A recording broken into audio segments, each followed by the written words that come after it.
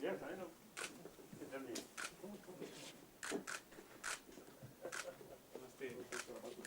Okay, thank you.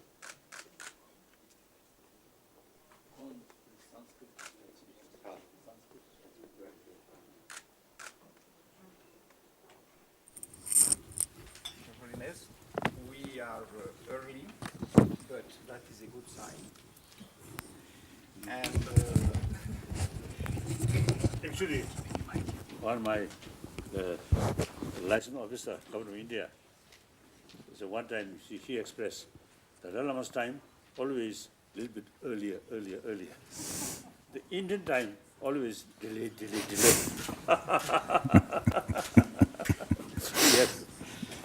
we are here also to speak about the various concepts of time and Buddha Saranam Gacchami.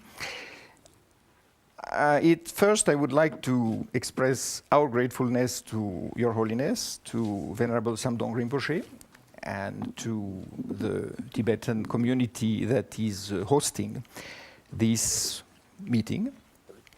I would also like to say very briefly what is the point about this meeting and what are the expected or desired effects. There is a great deal of evolution taking place in the field of science. And there is a great deal of reflection taking place about the role of ancient civilizations in the making of knowledge. And knowledge is like a language. It evolves, it has some essential unchanging elements, such as meaning, but it also has a lot of cultural diversity and evolution. And it is for that reason that there is a continuity in language, and there is a continuity in knowledge. The traditional, I wouldn't say traditional, let's say the conventional modern perspective is that there is a threefold evolution in knowledge. Originally, there was animism, the worship of nature spirits, then came religions, and then finally came science. And supposedly, each of those three stages corresponded to a higher degree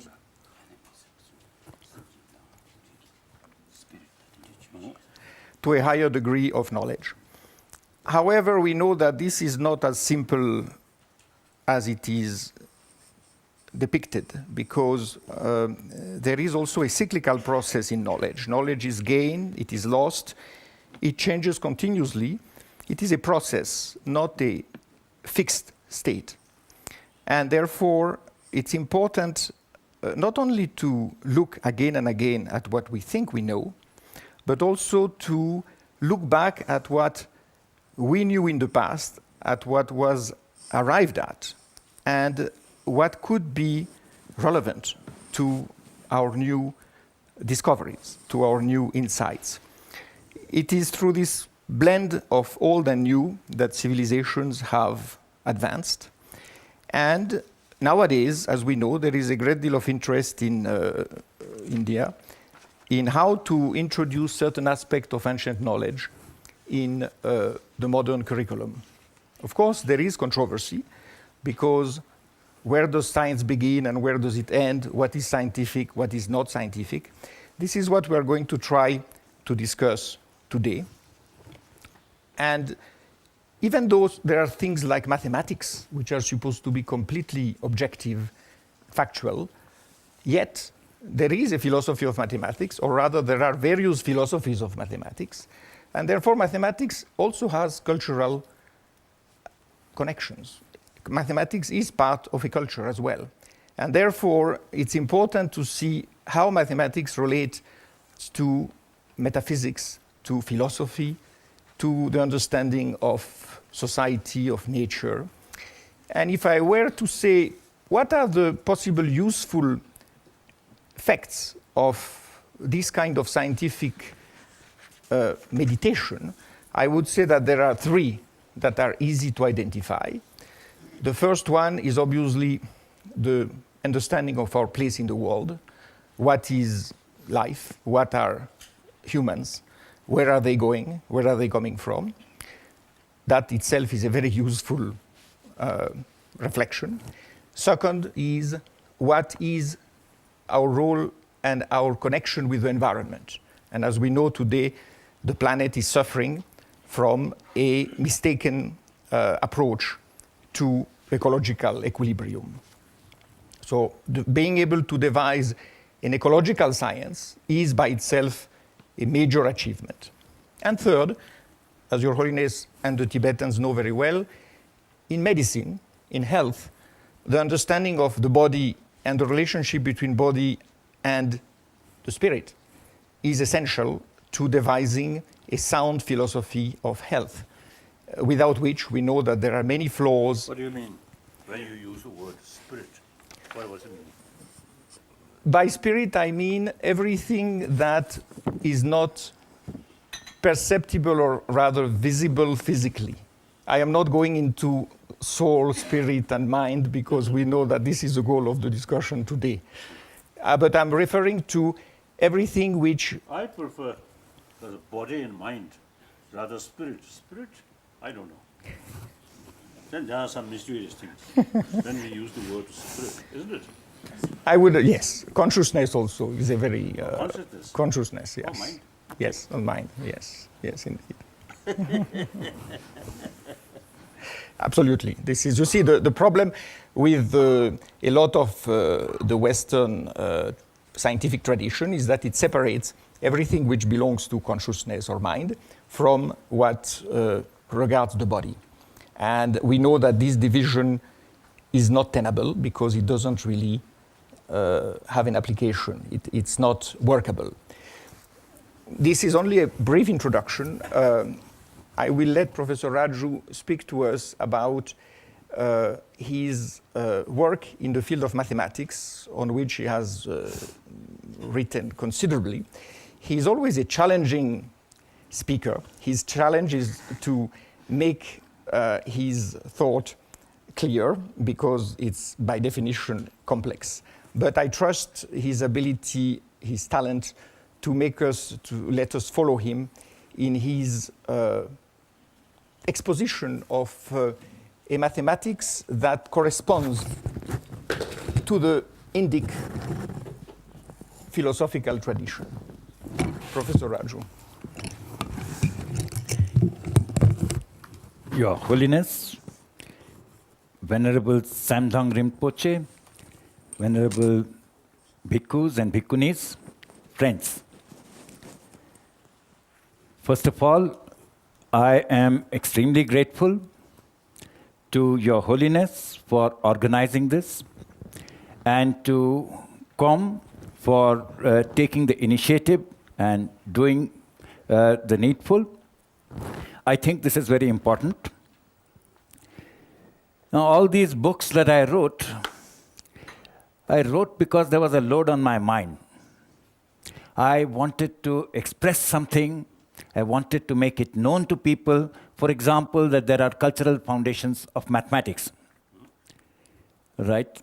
So this sort of thing, the load has gone from my mind. It has become just a physical load now, difficult to carry.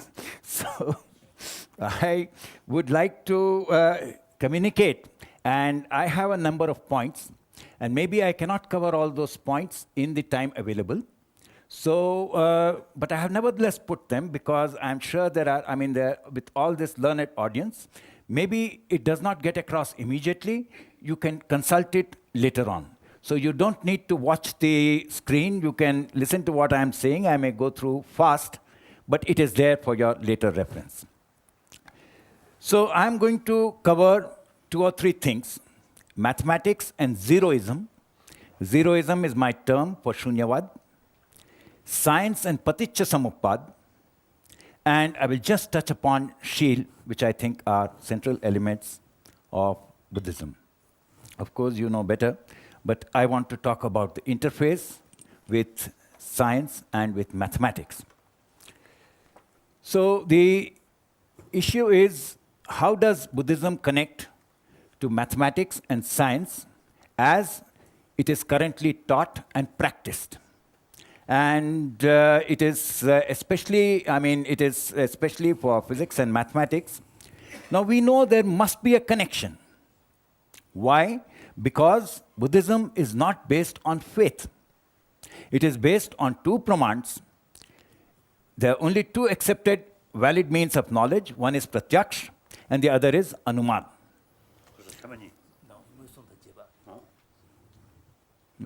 Pratyaksh and anuman, and those are the two means of knowledge accepted also by science in principle. Therefore, there should be a connection in principle. It is important to demonstrate that connection. Why? Because if we see today, science is regarded as valid knowledge, and something which does not agree with science is rejected as invalid. And therefore, we want to demonstrate this connection. And as he said, there are cultural factors in mathematics and in science. And I will try to explain that to the best of my ability. It is a lot, maybe it needs a lot of time, but I hope at least the central idea will get across. So there are cultural influences in present-day mathematics and science. And if we want to make it compatible with Buddhism, it may be necessary to eliminate those cultural influences. To make mathematics truly universal, to make science objective in some sense. So in Buddhist thought, I will focus on only two key concepts. One is Shunyavad in connection with mathematics. The other is Paticca Samuppada in connection with science, in connection with physics. I use the word zeroism. Why do I use zeroism in place of Shunyavad? Because the interest is in the practical application of the philosophy. And for that practical application, the reference to the authoritative texts is not, I think, so important. There is a lot of controversy. There can be a lot of discussion on what exactly Nagarjuna said, what he did not say. And that discussion is not perhaps relevant to the practical consequences. So zeroism is how I interpret Shunyavad. If somebody disagrees, there is no problem. The practical value of zeroism is still there. So I am talking about the practical value in mathematics. So I said there are cultural factors. So let me start with this. 2 plus 2 equal to 4. Where are the cultural factors? It's a simple thing. I'm not going into anything complicated, right? 35 years ago, when I used to be a formal mathematician and I used to teach in Pune University, I used to begin my postgraduate classes in mathematics with 2 plus 2 equal to 4. The idea being that the students should understand the philosophy of mathematics, not just that 2 plus 2 is equal to 4. All right, 2 plus 2 equal to 4. Why is it valid knowledge? Is it valid knowledge? And the typical response is, let us say 2 chairs and 2 chairs make 4 chairs, right?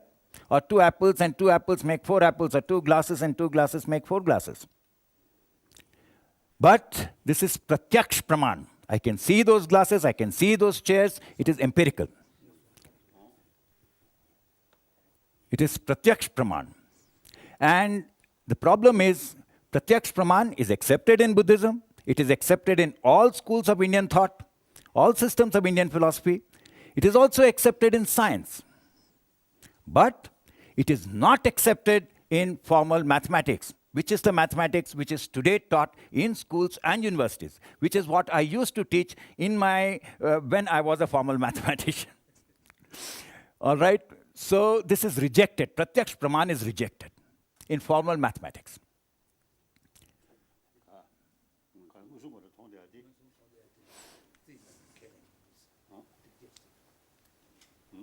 Pratyaksh praman is rejected. And what does formal mathematics want?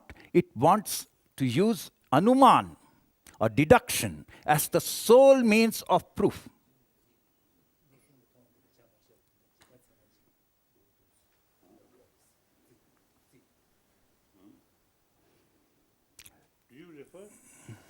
appearance and reality, there is sort of differences.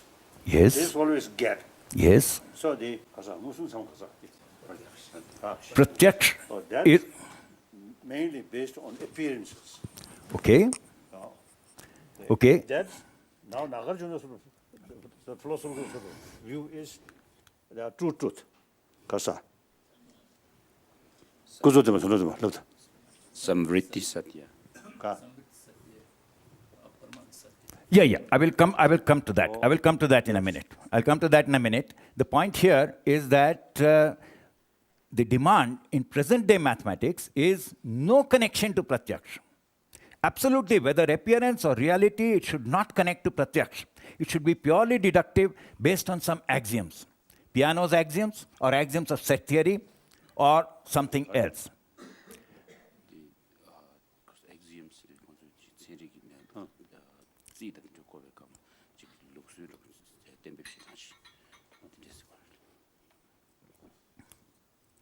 And that makes the proof very complicated. To prove 1 plus 1 equal to 2, 2 plus 2 equal to 4 is a bit complicated. 1 plus 1 equal to 2, Whitehead and Russell, who wrote in their Principia Mathematica, they take 378 pages. This is the 378th page from that book, Principia. Kasa.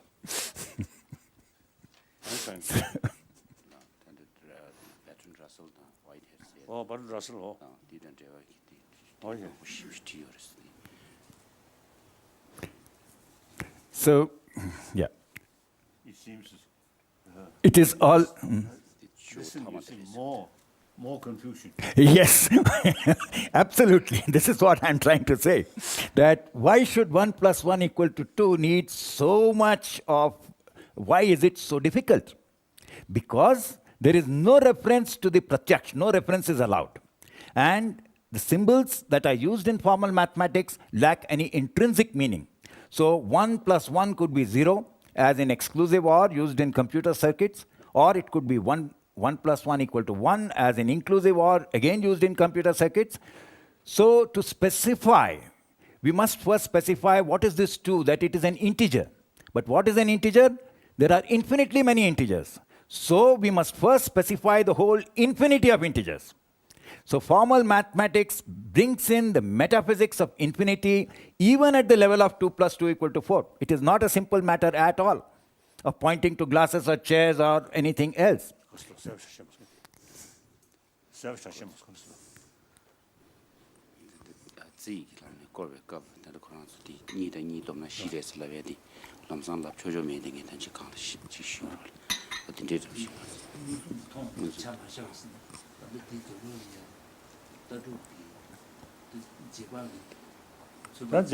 Dagdun is the legal matter. That is a Yorkshire, the invitation.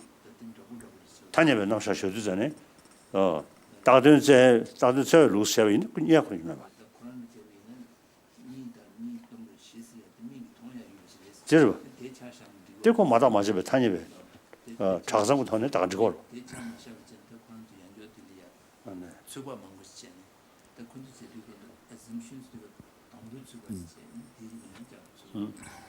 Right. Okay. So, a couple of warnings. There is no unique or universal notion of infinity. In the Indian tradition, what was used was non-Archimedean infinities. It is too complicated to explain. I will give you a reference.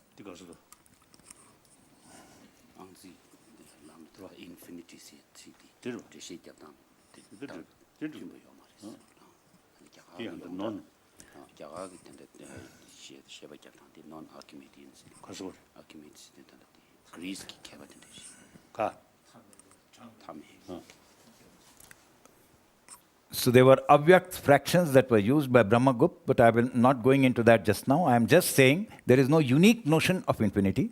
Like you can have infinities of Cantor and so on, so multiple notions. And second thing I want to say is that the metaphysics of set theory is so complicated that most professors of mathematics in India do not understand it. The head of the department of IIT, head of the mathematics department could not define a set. And I had the same experience recently in another state. I asked somebody, what is the definition of a set? And they give the NCERT definition, collection of objects, which is a completely wrong definition.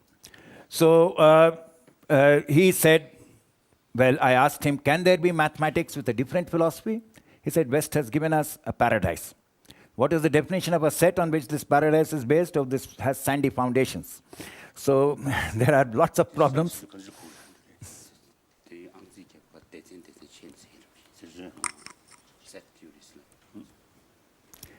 So better to base on empirical rather than set theory. That's what I'm driving at.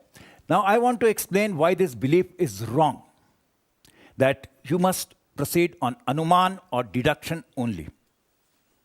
All right, this is aspect of classical Buddhist philosophy. Rather than a complicated metaphysics of infinity, Pratyaksh is reliable, that 378 pages of Russell, not reliable.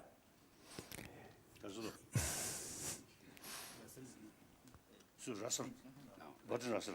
Bertrand Russell.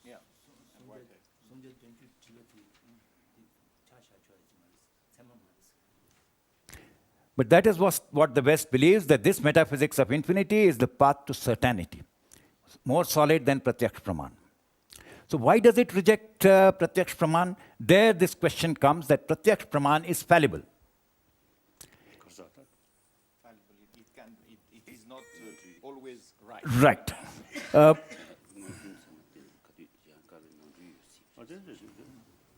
One may mistake a snake for a rope or a rope for a snake, which is a common classic example. So it is fallible, but Western philosophy believes deductive proof is infallible and certain.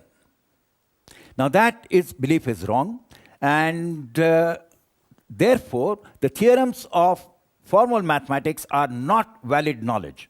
I will give 3 arguments. The first argument is that they are relative truths, because the truth depends on the hypothesis. The second argument is that logic is not unique. For example, Buddhist Chatushkoti. The third argument is that there may be errors in deductive proof, as has happened historically for centuries.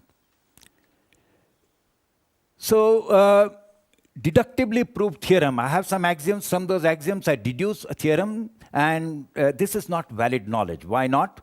So the first argument from relative truth, this is a Lokayat argument. A man takes wolf's paws, and he goes and makes impressions on the ground. And then he says, wise men will look at the marks and will infer that there was a wolf, but they will be wrong, because that is not the only way wolf's paws can make a mark on the ground. I have come and done it. That is the truth. So this is one example, because they assume the hypothesis that paw marks can only be created by a wolf. I can give you a much more concrete example, which actually took place in science for centuries, in connection with a very important navigational problem, which was the central problem of Western science for centuries. So here is triangle. The yellow part is the triangle. This is a right-angled triangle because these things, these 2 lines, the latitude and longitude lines, are meeting at right angles here. Pythagorean theorem is a deductively proved theorem. Let us assume it is not actually, it was proved only by Russell. Let us assume it is a deductively proved theorem. It does not apply here. It does not apply here because the surface of the earth is curved. And how do we know that? We can only know that from Pratyaksh, so we don't understand, we don't know whether the hypotheses are valid. So formalists also accept this argument, that the theorems are true only relative to the hypothesis. But the hypothesis of formal mathematics, whether Peano's axioms or set theory, they are metaphysics. And since they are metaphysics, the truth of those hypotheses can never be ascertained. Therefore, they are, it is never going to be valid knowledge. And as Russell himself said, in mathematics, he meant formal mathematics. He assumed that all mathematics must be that. We never know whether what we are saying is true.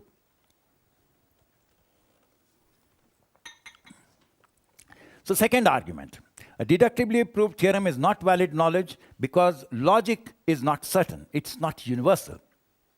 Now, if you change the logic, if the different logic, from the same hypothesis, I can prove different theorems. So Aquinas, Kant, Russell, etc., they were unaware, they were ignorant of the multiplicity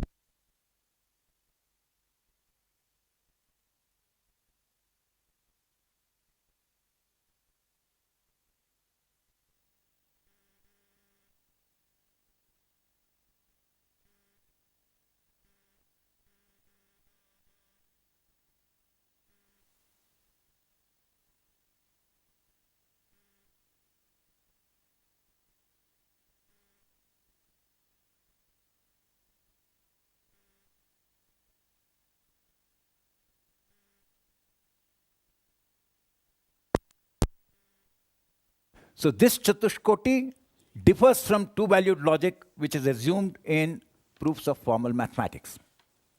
Because it's a logic of four alternatives, and you can have something which is true, and also the world is infinite, is both finite and infinite. That is the example given. And that cannot hold in two-valued logic. Neither does it hold in Jain Syadvad. So there is a multiplicity of logics in Indian tradition. We are familiar with it. And we have to apply that and not take somebody else's word who says that two-valued logic is universal. That's not right. Jain Syadvad. Therefore, there is no certitude in the theorems of formal mathematics because of the uncertainty about logic. And which logic? Aquinas said God decides. Logic binds God, and therefore logic is superior even to God. But which logic binds God? He had no answer to that. He did not even ask the question. So how do we select the logic? If we select it on pratyaksh, on empirical grounds, then mathematical proofs are more fallible, deductive proofs are more fallible than empirical proofs. If we select it on,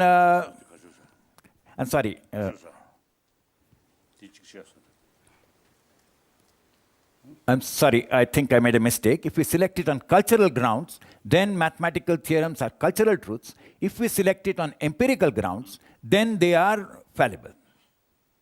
Right? The choice of logic is fallible.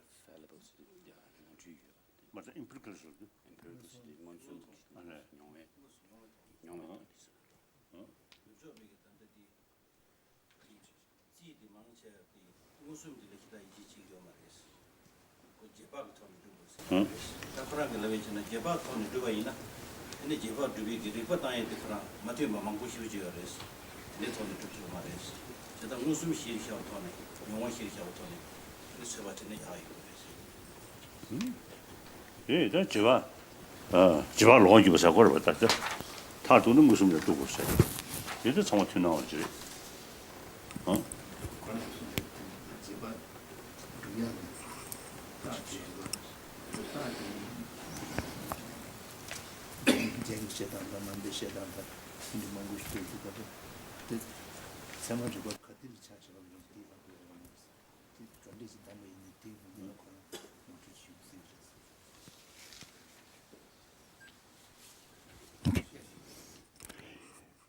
So there is also an argument from Bugs. I will skip it, but the key point is that the Pythagorean theorem was supposed to have been proved in the elements. But there is no valid deductive proof of the Pythagorean theorem before the 20th century. It is all myth. I have explained this so many times. And it is there in this book, Euclid and Jesus. It is there in other writings. So this is the book. It's available. I will skip this. I'll just quote Bertrand Russell because authority. He said it is a scandal. 100 years ago, he said it's a scandal that Euclid is still being taught to boys in Britain. It is a much bigger scandal that it is still being taught to children in India after 100 years.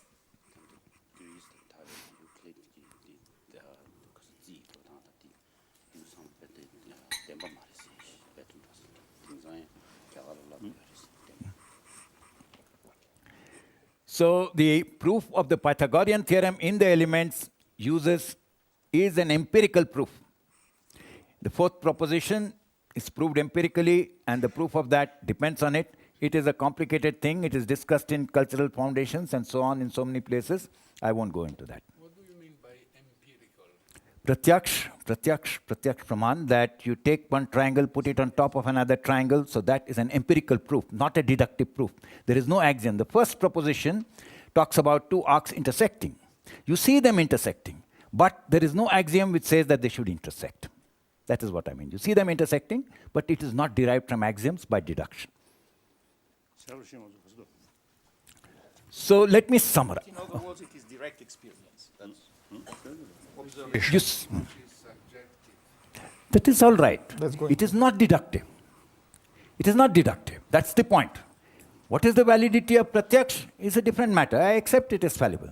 But deduction does not lead to certainty. That's the point. And there is no deduction in the elements. That is the point. It was thought to be a deductive proof for 800 years by all the scholars in the West, and that thinking was wrong. That is the point. That you can mistake an invalid deductive proof for a valid deductive proof, and this situation becomes more complicated with the four-color theorem and with computer-generated proofs. That no human being can decide whether it is a valid deductive proof. All right, so what is my position? I am saying that we should not rely on pratyaksh praman alone. No,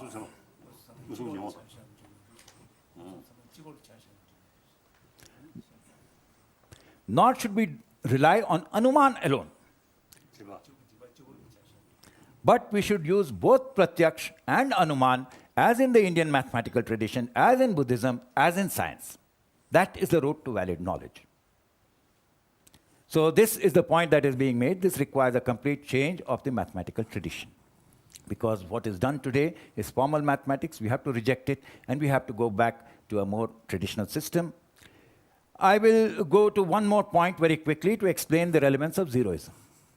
Mathematics or Ganit is about useful calculation. It is not about proof alone. It is not about reasoning alone. It is about calculation. So calculation of whatever sort we do necessarily involves inexactitude, approximation. For example, let us take the Pythagorean theorem.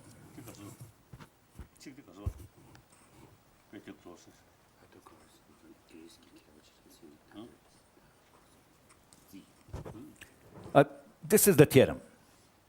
It says that if we have a right-angled triangle, the square on the hypotenuse is equal to the square on the sum of the squares on the sides. So if C is the hypotenuse, then C square is equal to A square plus B square. In Indian tradition, it is stated in terms of the diagonal of a rectangle. If we take the C as the diagonal of a rectangle, A and B are sides, then C square is equal to A square plus B square. That is how it is also stated in Egyptian tradition. That is how it is stated in Iraqi or Babylonian tradition in very ancient tablets. This is how the result is stated for a diagonal of a rectangle.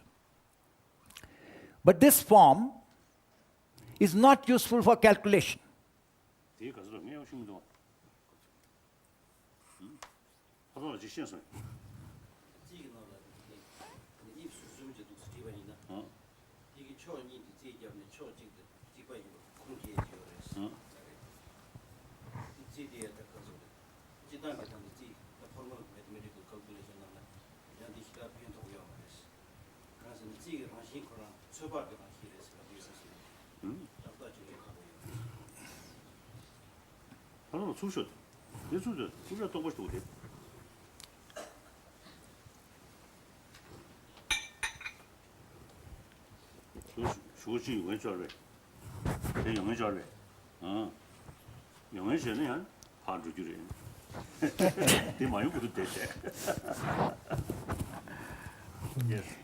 So to calculate C from a knowledge of A and B, you need square roots.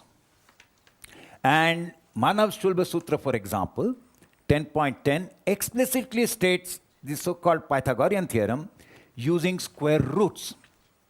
And those square roots are also found in Egyptian tradition, in Iraqi tradition. They are not explicitly stated because the things have not survived. In Indian tradition, this has survived. The point about square roots, what difference does it make? It is inexact. You cannot exactly calculate square root of 2. Because if I calculate square root of 2, it leads to a non-terminating, non-recurrent decimal expansion, or a non-terminating, non-recurrent infinite series. So this is the series I have put down. If you see in your calculator, if you do square root of 2, it will give you 1.414 dot dot dot. Whatever it gives you is not exact, because if you square it again, you will not get back exactly 2. You'll get 1.99999, but not 2. So it is inexact. It is always inexact. It is necessarily inexact if you stop after a finite number of terms, and you cannot sum the infinity. Therefore, the Shulba Sutra declares square root of 2 as savishesh, with a remainder, or anitya, non-eternal. And that is, for all practical purposes, you have to live with that. There is nothing you can do. Without, whether you have formal mathematics or not, for calculation, that's the only thing you can use, whatever theorems you may prove. And I will skip that. There is a point about empirical and so on, that in formal mathematics, it is very complicated. With zeroism, I can point. Here is the diagonal. This is exact. Square root of 2 is an approximation to that. In formal mathematics, I don't have anything to point to. I have to say there is a real number system, a horribly infinite set, each element of which is again a horribly infinite set, and which has no real existence. It is pure metaphysics. And then say that all calculations you can do in reality are erroneous, which is not right. That this Western metaphysics of infinity is the only thing you can have, only correct way to do mathematics. That is what has to be rejected. So this is not unique. I will go into that later on.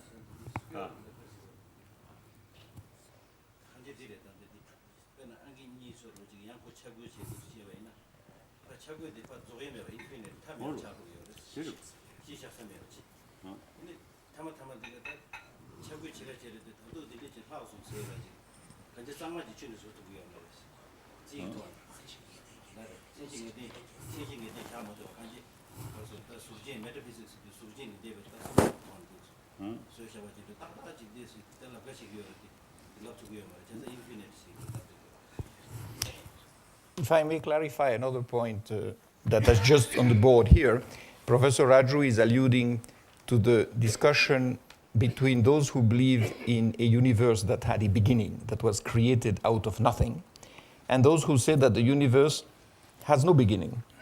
And therefore, there is that metaphysics of infinity related to a beginning, as in the Big Bang, as opposed to a metaphysics which says there is no beginning. And that is a big discussion between creationist religions, like Christianity, for example, and Buddhism, which doesn't announce or a creation, which doesn't talk about a creation. Thanks. So I'll skip this business of non-Archimedean arithmetic versus the real number system. It is a little technical. The point is that on Buddhist thought, not only square root of 2, but everything is anitya. The whole world is anitya. Anitya. So the reference to anything which persists for 2 instants is necessarily inexact.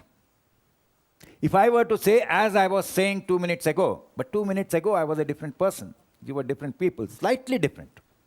We ignore that difference, we zero that difference. But the difference is there in reality. So when I use the word I, it is inexact. So for whatever I talk about, I must necessarily take this inexactness into account. I have no way of being exact in the real world. And that is the reality. It is the idealistic position that there is exactitude which is incorrect. So zeroism excels in dealing with this sort of thing, with inexactness, with approximation, and so on. And that is where it is most useful. It should be used. It should be recognized upfront, and it is a realistic philosophy. And I will just mention, to come back to the thing with 2 plus 2 equal to 4 as I started, it is not even there. Even there you cannot find exactitude. Because if we speak of 2 glasses or 2 dogs, those 2 dogs are not identical. But we neglect the difference as irrelevant to the context. And to see the relevance, consider, for example, 2 big gold coins plus 2 small gold coins. How many gold coins is it? What would be a fair exchange? Would it be 5 small coins, or would it be 3 big coins? All right. So that will give you a different kind of an arithmetic. But actually, what would you do? You would not do either of this. You will wait. And you will wait, and then you will say that you will shift to a different model, to a model of fractions. That integers do not apply to this situation, so I will not speak of 2 and 2, I will speak of whatever it weighs, add it, I will use fractions. This is the practical course of action. So we shift our model to describe the situation. So let me summarize in the manner of Nagarjuna.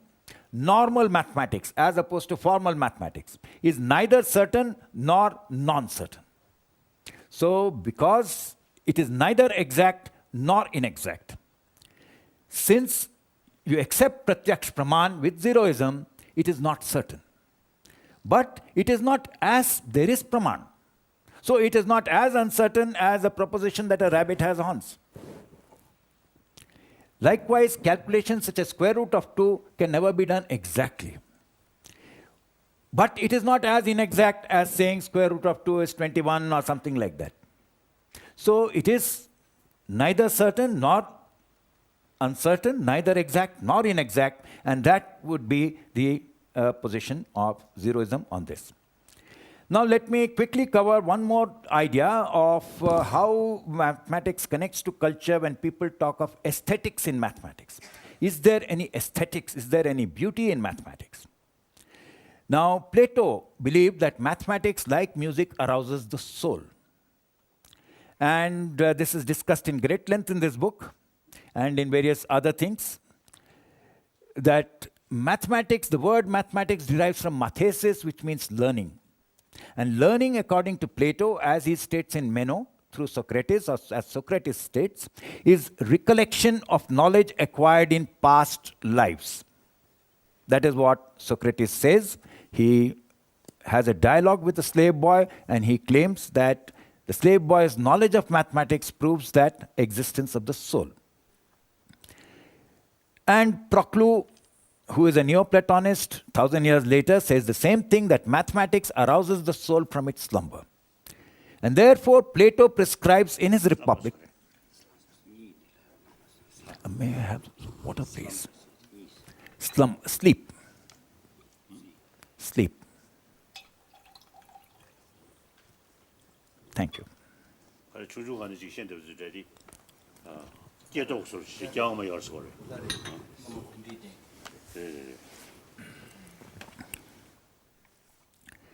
So we know that this notion of the soul was cursed by the church, discussed in great detail in this book, 11 Pictures of Time, which banned mathematics in the 6th century.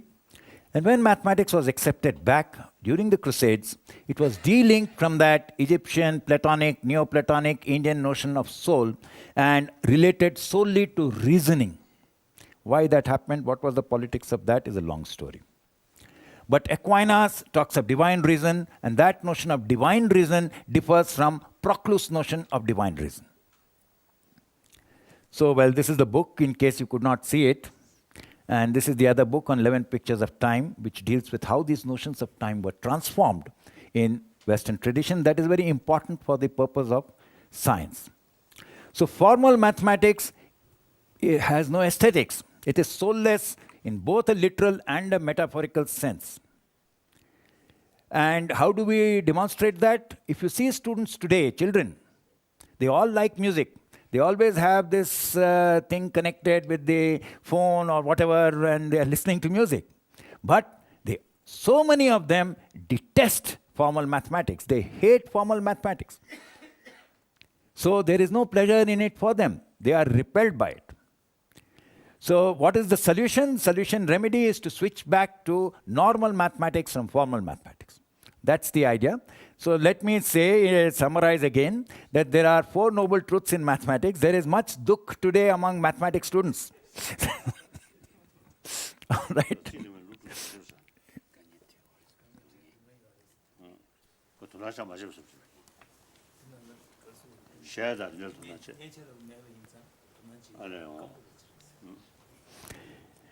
And the reason for this dukh is ignorant acceptance of Western formal mathematics without understanding its real philosophical basis. So the dukh can cease through right knowledge, which rejects formal mathematics and its metaphysics of infinity as erroneous.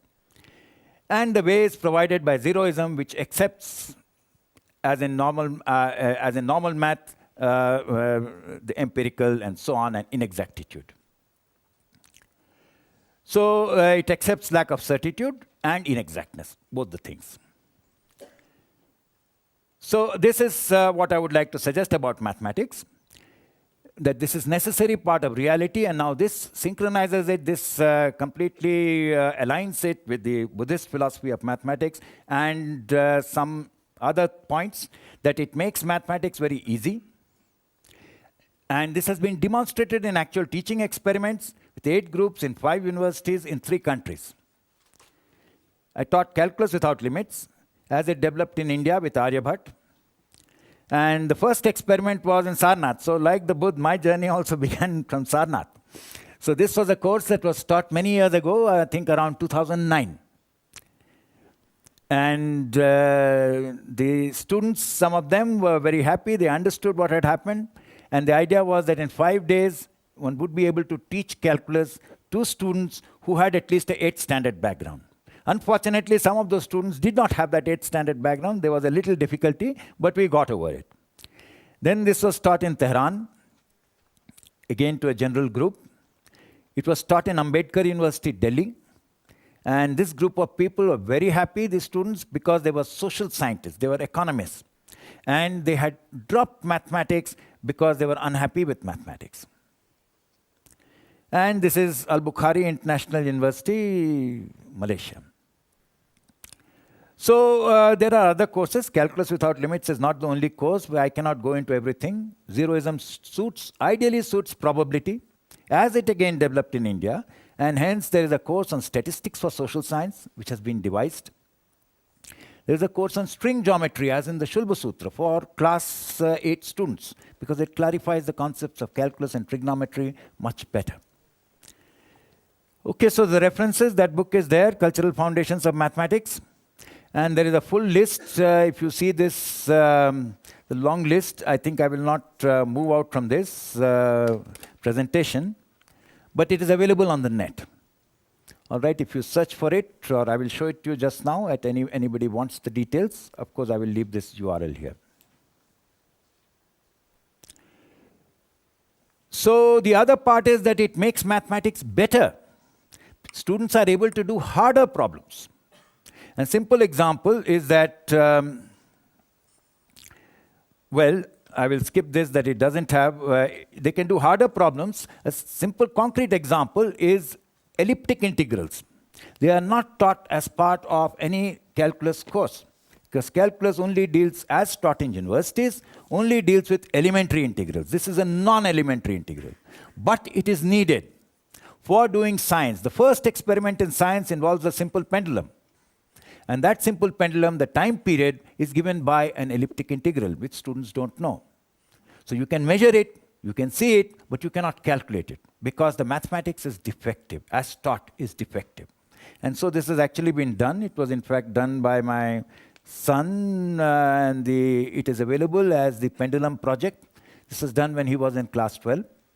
So if you Google Pendulum Project, you will get this. So just have to Google it, and you will get the entire theory as it was done. The observation and the calculation, and why that calculation is needed. Now, why better math? Better math leads to a better science.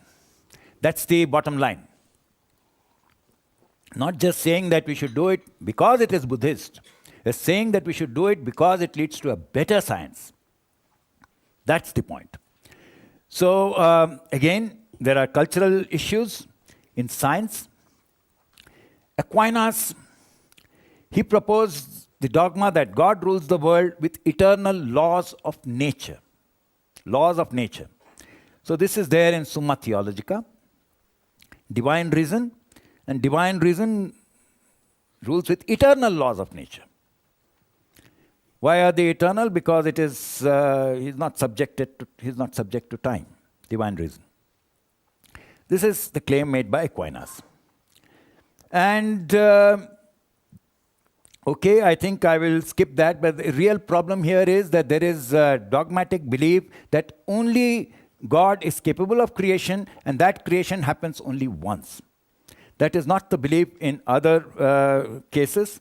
It's not the belief in Islam, it's not the belief in Sufism, it's not the belief in Neoplatonists, it's not the belief among Gnostics.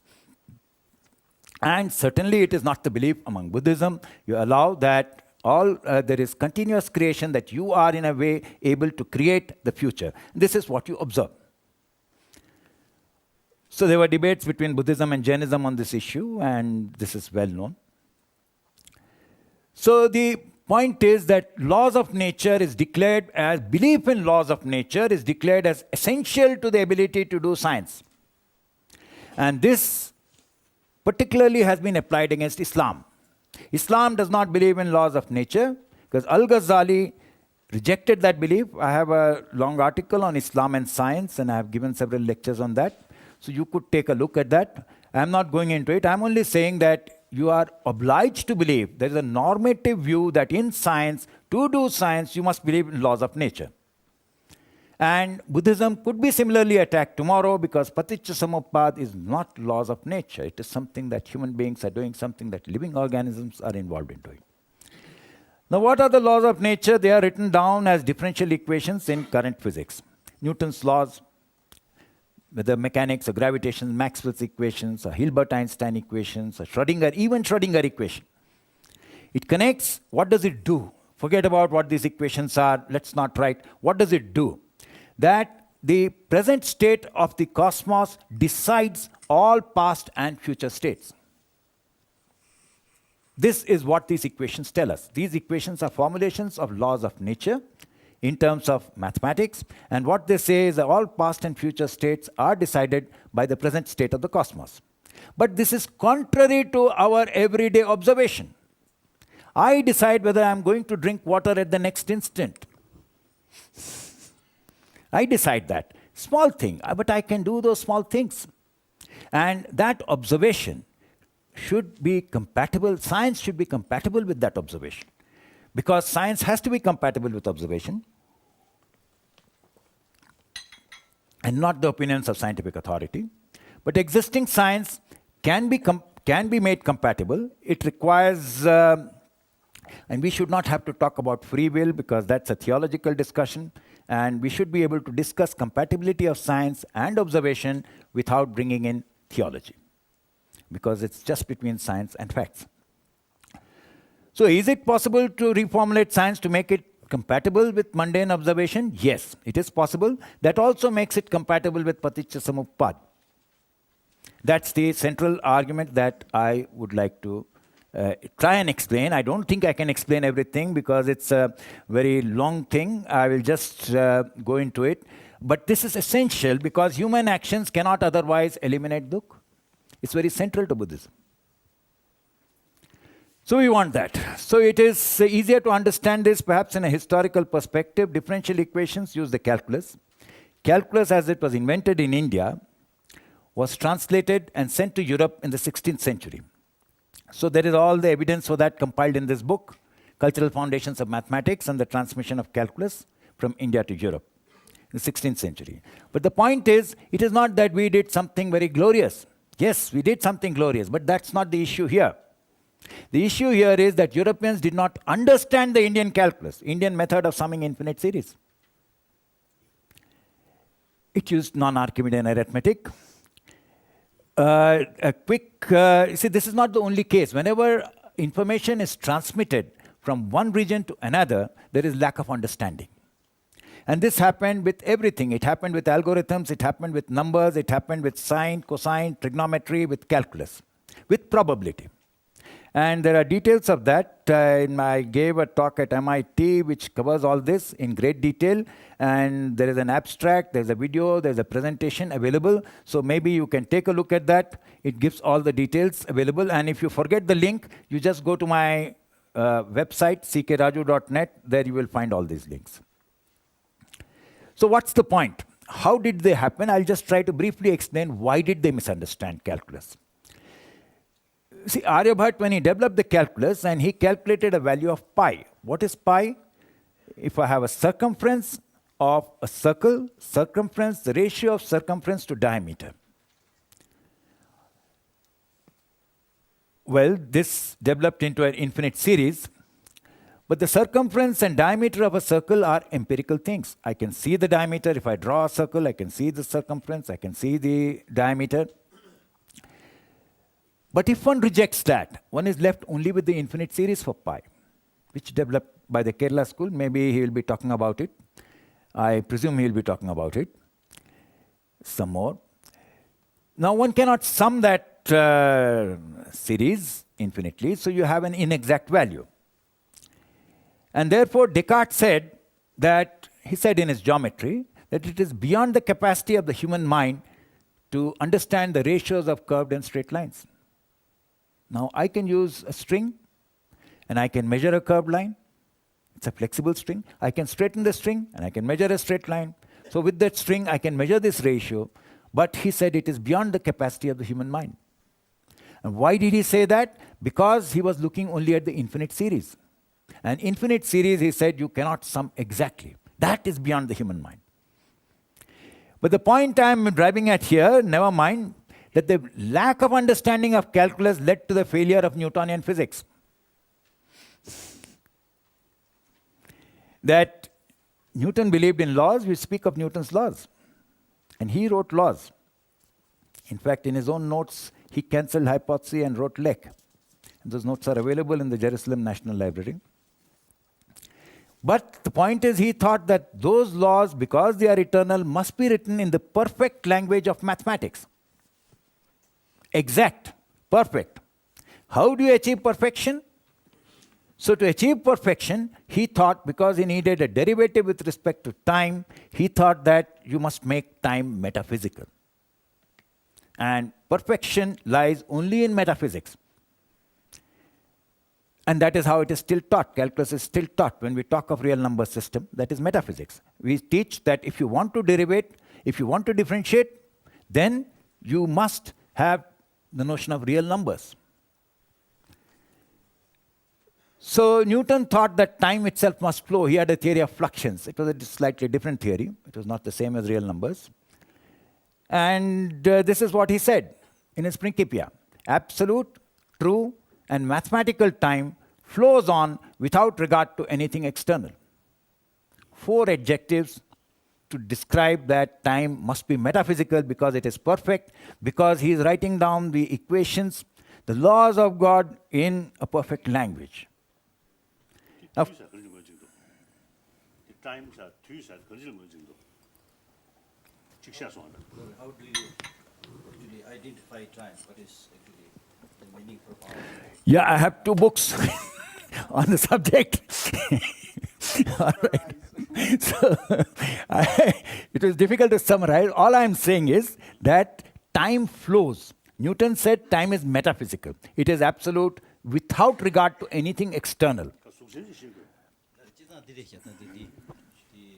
뉴턴 당 코도 망고지 거만 단 눕죠 체리 세가 제일 모두 군조 이 책이 들려도 디주디 다 가르서 다 퍼펙트 세죠와 지이나 그리나 디세디 용해요 말레스 지단 수제를 세점이 용해요 말레스 딜린 데베기 니주 주른 부지 해고래 시드 네, 지도 거 보면 된다.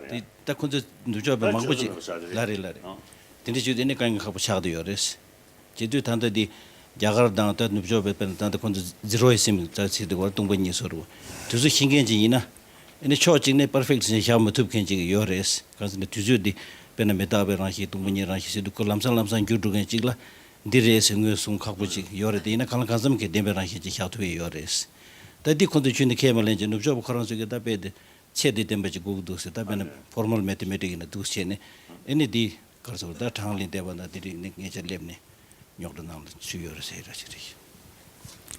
So this was a conceptual error, trying to say that time flows. Fluxions means flows. And this has been discussed in Indian tradition. Sri Harsh, who takes from Nagarjuna, in his Khandan Khanda Khadya, he discusses this, which is also today called McTaggart's paradox in the Western philosophy of time. It is discussed in both these books. It's discussed in this book initially, all those things. So time cannot flow. Things may flow in time. How can time itself flow? If time itself has to flow, there must be a second time with respect to which it flows. Time is in your mind, right? No. Time is in your mind only if it is metaphysics. Time is out there in physics. If I am writing physics, if I am doing physics, I am coming to that right now. So because Newton put it in his mind or in God's mind, he made it metaphysical, therefore his physics failed. Because to do physics, I must be able to measure time with a clock. And because Newton did not specify a clock, he said time is in God's mind, therefore Newtonian physics failed. And that is what is discussed here, that because it did not define a clock, therefore it failed and it was replaced by the theory of relativity. The clock is made by you. Yes, yes, it is made by us. We have to define it, but we have to define it in order to do physics, which must be refutable. If I speak of uniform motion in Newtonian physics, how do I know what is uniform motion? And if I don't know what is uniform motion without a clock, equal distances in equal times. So I must know what is a clock. And if I don't know what is a clock, then it is not refutable. Is it your heartbeats or mine? Something which is uniform motion according to your heartbeats is not uniform motion according to my heartbeats. Therefore, it is not refutable. If it is not refutable, it is not physics. That is where it failed, and that's what happened. So this led to the theory of relativity, where a clock was defined using the speed of light. You can change it, but you must define a clock in order to do physics, in order to be able to measure the thing. As Isaac Barrow, Newton's mentor, said, those who do not define a clock, who do not define time and do physics are quacks. He was referring to Augustine, who said, I don't know what time is.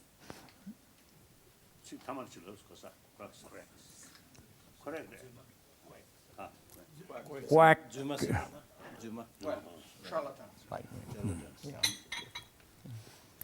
So the point is, a little noticed consequence of relativity is that after relativity, you have to use something called functional differential equations. I have a series of 6 articles in physics education recently explaining functional differential equations. They were first formulated in this book. What is the point? What is this functional differential equation? What are we achieving with it? Okay, so let me explain in brief. That with the earlier thing, we are talking of laws of nature using ordinary or partial differential equations. The present state decides both past and future states of the cosmos. Functional differential equations is just a mathematical thing where you are coupling ordinary and partial differential equations. Not something new, not some hypothesis, but just a correct way of doing physics. There are 2 types of functional differential equations, which I will consider, retarded and of mixed type. With retarded equations, the past decides the future, future does not decide past.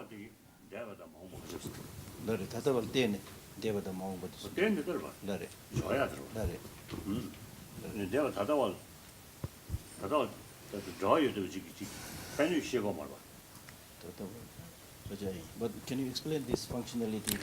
Functional differential equations is a coupled ordinary and partial differential equations, where the state at now depends on the state in the past.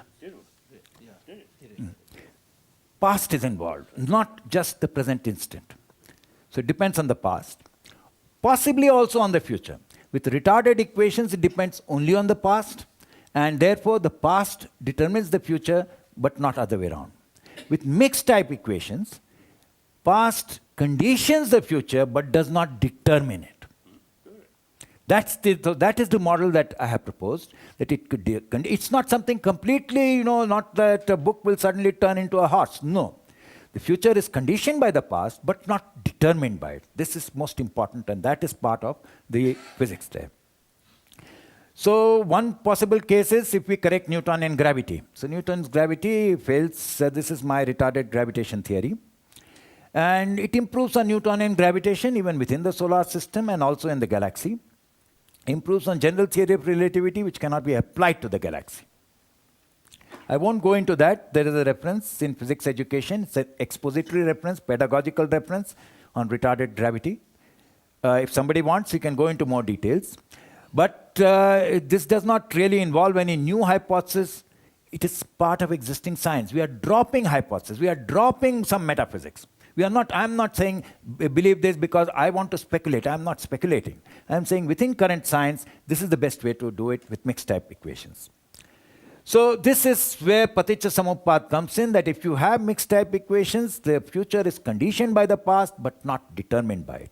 And this is a logical consequence of doing the mathematics correctly, of doing the physics correctly.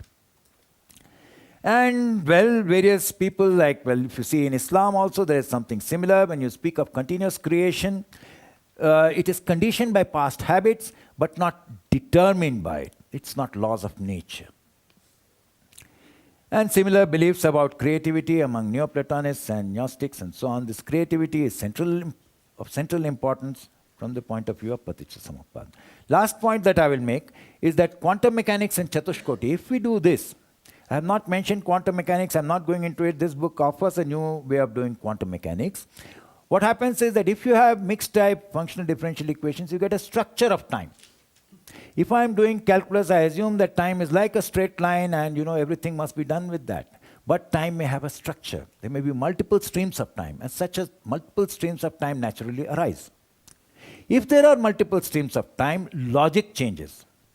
One way to understand that is with a parallel processor. This computer may have several processors which are simultaneously processing different streams. And if I want to deal with such a parallel processor, I was in CDAC and we helped to build the first Param supercomputer.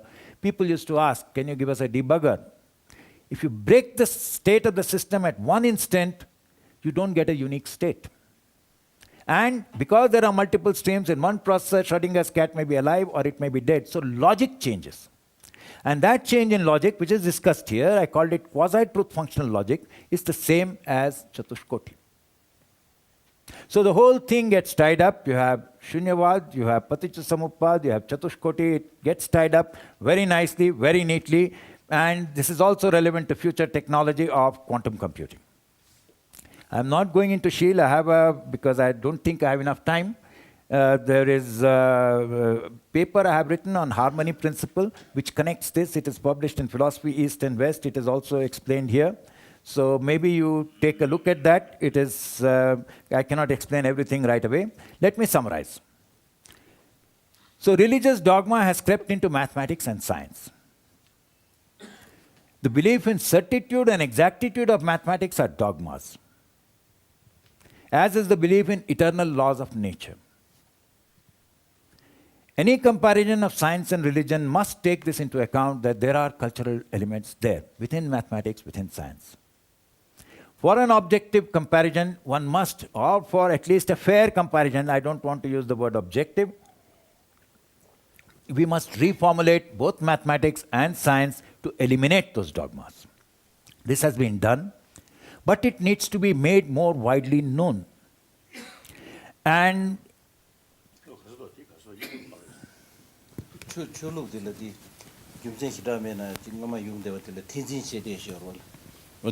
세력이 지단 준주치기 요르데 이는 세력 코란수 던데 지단데 다용도 애니 추역이 점로 서로 텐진치데 흉침보 요레스 그래.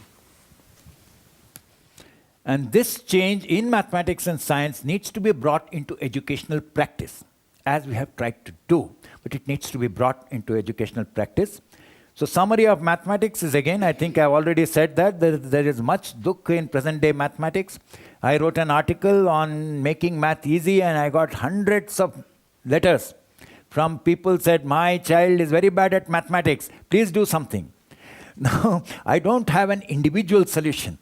I have a collective solution.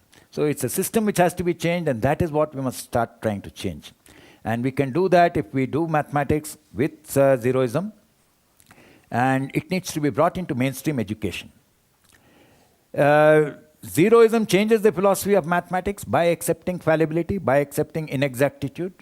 It's neither certain nor non-certain, neither exact nor inexact. It agrees with the actual mathematical practice and makes mathematics work better. So once more, the idea is that not just because it agrees with my whatever leanings may be, but because it works better also. Okay, the science I think I can skip because I've just said it, that if you modify science, if you give up the dogma of laws of nature, then you get a science which is closer to Paticca Samuppada. And also gives you Chatushkoti. So I will stop with, I'll skip Sheel, I never talked about it really. The changing education in terms of practical, concrete steps, we want to decolonize education and change it. That has been what we have been trying to do. And there is a lot of, because the education system, complete education system has to change. And we have tried this. Calculus Without Limits is one course. We tried History, Philosophy of Science, teaching it differently. That's another course. And string geometry, statistics for social science, and so on. So let us start teaching mathematics like that. Let us start teaching, at least in Buddhist institutions. at least in Buddhist institutions like Nalanda or Sachi or in Taiwan or in Thailand and so on, at least let us start teaching there. At least let us introduce a course on Buddhism, science and technology, which explains to people what these possible connections are, what these possible biases may be, and which could be later expanded to teach also science with Paticca Samuppada. Thank you very much.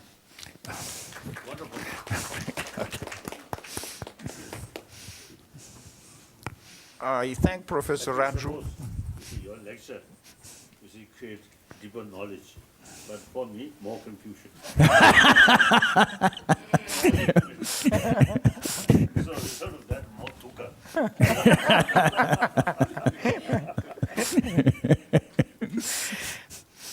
I am grateful to Professor Raju for giving us some very concrete and practical proposals at the end of a naturally very abstract for non-mathematicians expose.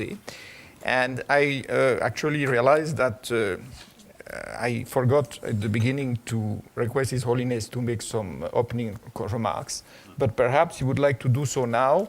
I know that we have some more minutes before the tea break for a discussion, but I would like Your Holiness to... The very name here, Buddhism and science, actually last, I think, over 30 years, as you know. I start serious discussion with modern scientists, mainly 4 fields: cosmology, neurobiology, then physics, particularly like quantum physics, then psychology. So I see at the beginning, some people use this word, dialogue between Buddhism and science. Then I suggested this is wrong. We engage with scientists. The subject, when we say Buddhism and then nirvana, Buddhahood, or these is I think very important part of Buddhism. So we are not discussing these things. Even we are not discussing with scientists about next life. Sometimes when we discuss about mind or different level of mind, then some sort of reference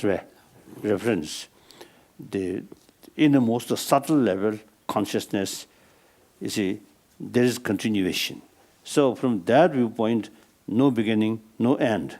So sometimes that kind of that topic or that point sometimes connected.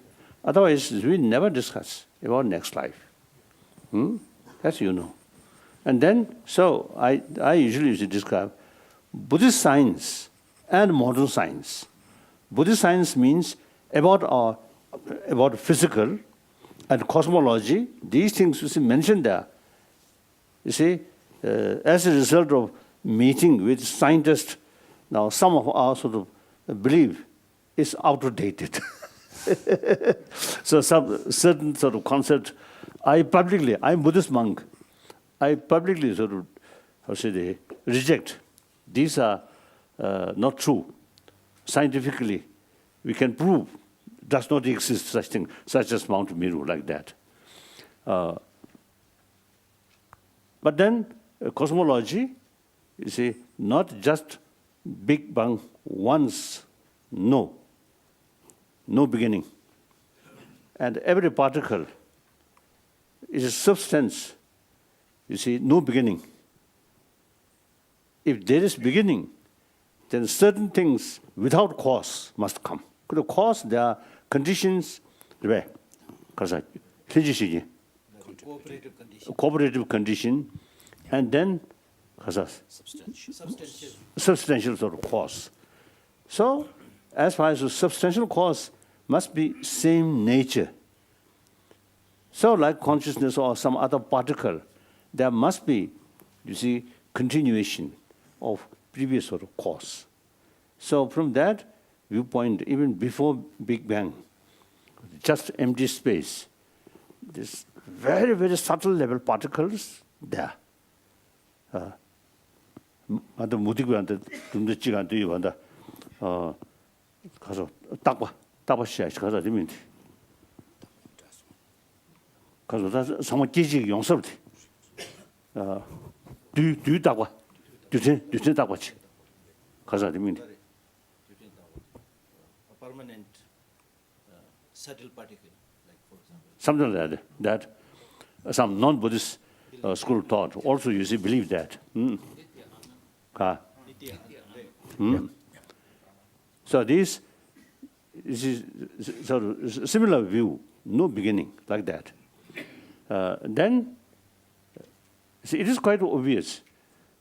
If you believe just Big Bang once, then we have to sort of think, what's the causes of that tremendous sort of explosion? Without cause, you see, we can't, it cannot sort of take place. So there must be certain sort of substance to produce immense sort of pressure, right? Then explosion, you see, take place. So that there must be some sort of particles. That particle also come from their own causes. So from that viewpoint, no beginning. Similarly, consciousness also is no beginning. In any way, cosmology and neurobiology, you see, we really learned very, very useful information from modern sort of scientific findings. Very helpful. Then,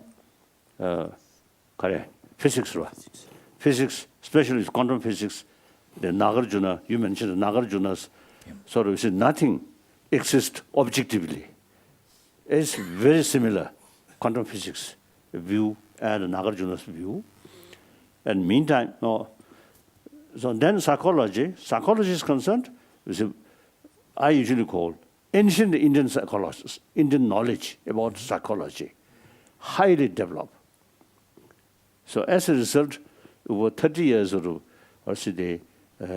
discussion with scientists, they really find sort of very, very useful to get more information about human mind, human emotion, and then the fuller knowledge about the function of the emotion, then much easier to tackle this destructive emotion, like that.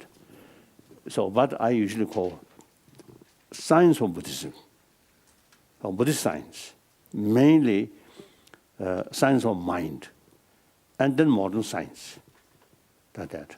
So that I usually see,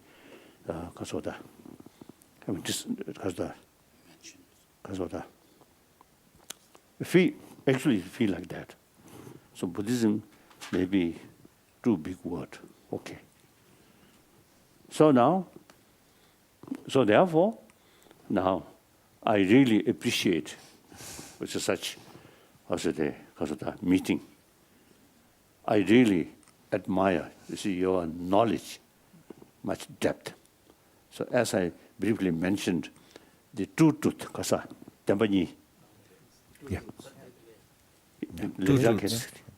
Samriddhi Sadhya and Param Art Sadhya. Oh, so the very reason two tooth, you see, concept of two tooth come is there is sort of big sort of gap, appearances and reality.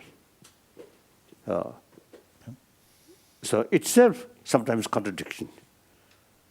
But then the Nagarjuna's, I think, a unique thing, you see, he often use the why things does not exist objectively.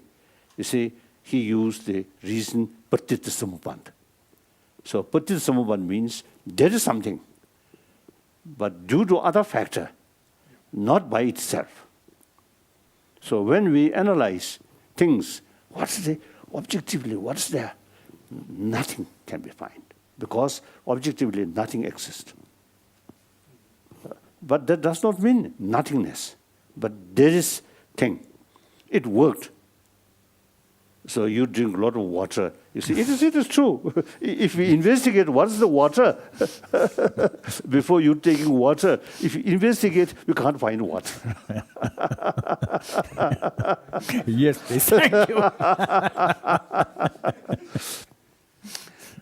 So I think the concept of truth, not only just Buddhist sort of Buddhist tradition, but at that time, I think all India's the philosophical views, you see, have this concept, you see, truth.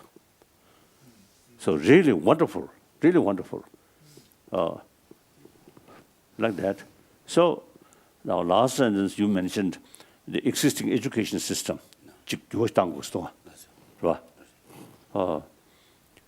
Of course, so from different sort of angle, I also feel that my sort of view is the existing education system is very much oriented about matters or material value.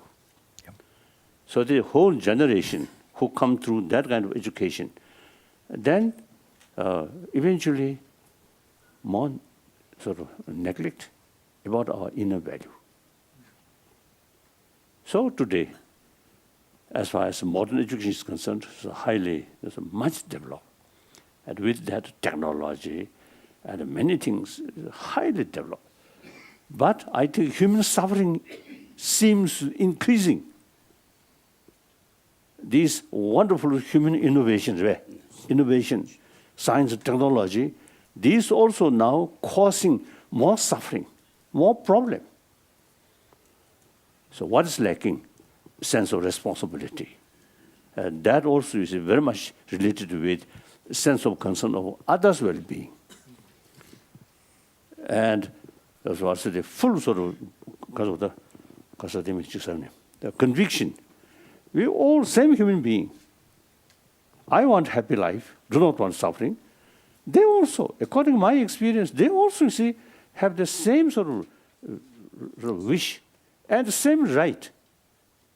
Therefore, if you accept, you see, 7 billion human beings have same right, then there is no basis to kill, to bully, to cheat, irrespective whether accept God or not, or accept Buddha or not, doesn't matter. Because of our very life should be more peaceful, more happier. Here, I think our prayer, sometimes is God or Buddha, also more or less fail to bring happy world. So now, our responsibility, you see, to create more happier world. Then Buddha and God, I think, certainly will please, because of much pleased. Then I think they may give us more blessing. If we against God's wish, then I think God also feel a little bit hesitant to give blessing.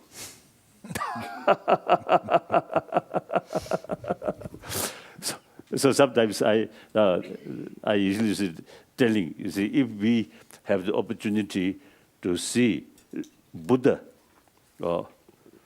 and Jesus Christ and ask, please bring peace on this planet, then I think Buddha and Jesus Christ, I think, may tell, who creates this violence? Who destroys peace? Not Buddha, not Jesus Christ, but you human being. So you have the responsibility to solve, to reduce this problem, since you created. So our education system, I think, not adequate. So that's my sort of view. So I really appreciate. I really hope in future, because of Mind and Life sort of conference, I think in some cases, I think you should come. Then, as I mentioned earlier, I wish to create more confusion. That I really want. Thank you. I believe that the floor is invited to make some comments or raise some questions, if there are any. I have a couple of short comments. You mentioned a couple of times. You would like to use Microphone. 자 그들에 자 가. I think it's in 10 minutes, right? We have 10 가면 minutes. 있어요. 저는 나도 가면 주도. Okay, you mentioned a couple of times the inexactitude of mathematics, the square root of 2, it can never be precise. And you mentioned several times the lack of precision of. And actually, in the science I represent, life science and also physical science, science gave up long ago the idea of being exact. You know, science cannot be exact by definition. If I let this pen fall, I can calculate exactly the speed given the mass and given. But doing so, for example, I neglect the friction. I can put in my equation the friction, but then I neglect the fact that in the time the Earth moved a little bit, so I should keep that in. Then I should keep some principle of relativity. And you know, it never ends if you want to be exact. Cannot be done exactly. And the whole point is that you do what you do with science depending on what you want to do. So for me, it's enough, you know, approximately to know the speed. And I don't care about the second, third, fourth, fifth decimal.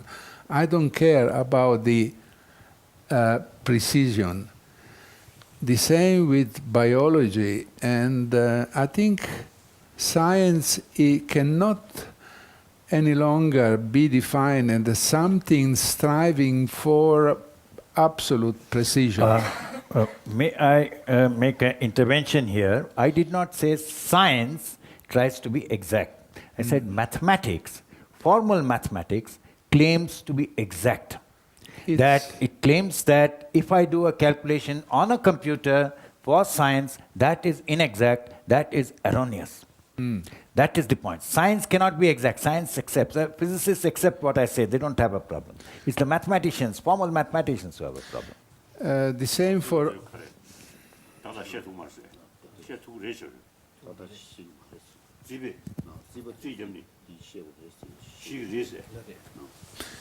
the same for objectivity, but I come to that on my talk. And I have a final question to you, which is a little, you know, a bad one. No problem. An old philosophical question. For you, So, first, I think I would like to know what is the definition, bad and good?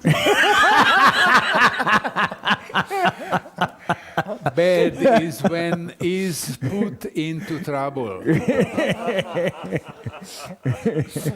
And the question is, for you, mathematics, is a discovery or an invention? You know, America has been discovered, was already there. Differential equations have been invented, they were not there.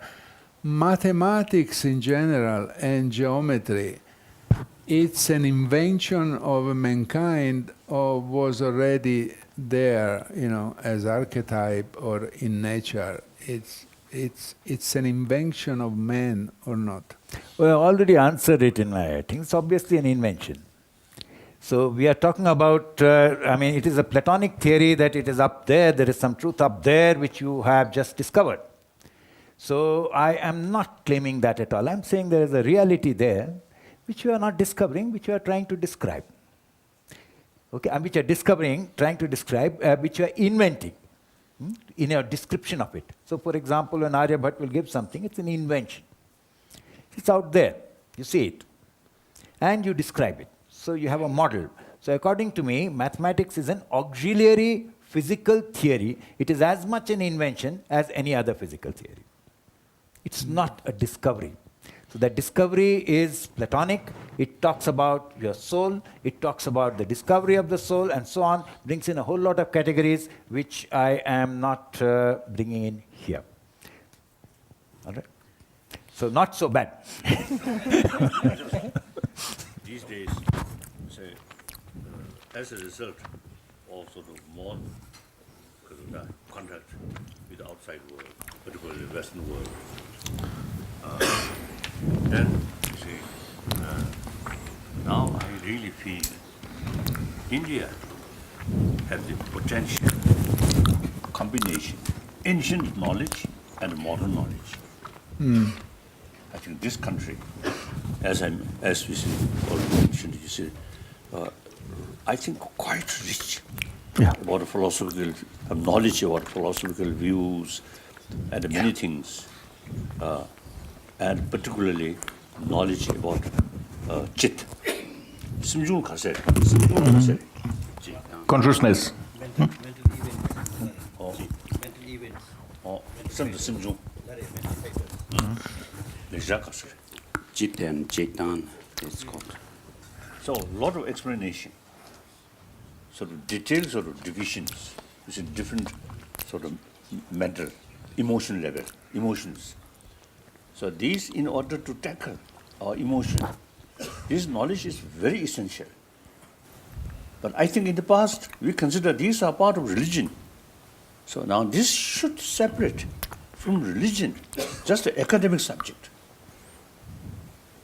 So last, about I think more than 10 years, out of 300 volumes, which translated from mainly Pali, and mainly Sanskrit, and some Pali also. So you see, content, we can divide three: science, philosophy, and religion. So religion here means Buddhism. So they separately, you see, those are the, I mean, content. One content, just science. And then one philosophy, like Four Noble Truths, is directly linked with Buddhism. Not such things, but general sort of concept of truth. These are something, I think, something useful to common people also. So these, as an academic subject, we already compiled. There's a few books, the translation, English translation, Hindi translation. I think almost the Hindi translation page how you know. Varanasi lingore, right? So Hindi translation, English translation, Chinese translation, and few more sort of different language. So we are hoping eventually, you see, can be sort of as a part of what's the secular education, sort of what's the a curriculum. And then you see people get you some more knowledge about our emotion, how it develops, and what's connection, other sort of emotions. Sometimes I describe the hygiene of physical, similarly, hygiene of emotion is necessary. Knowledge, better, deeper knowledge, or sufficient knowledge about the hygiene of emotion. And anyway, now?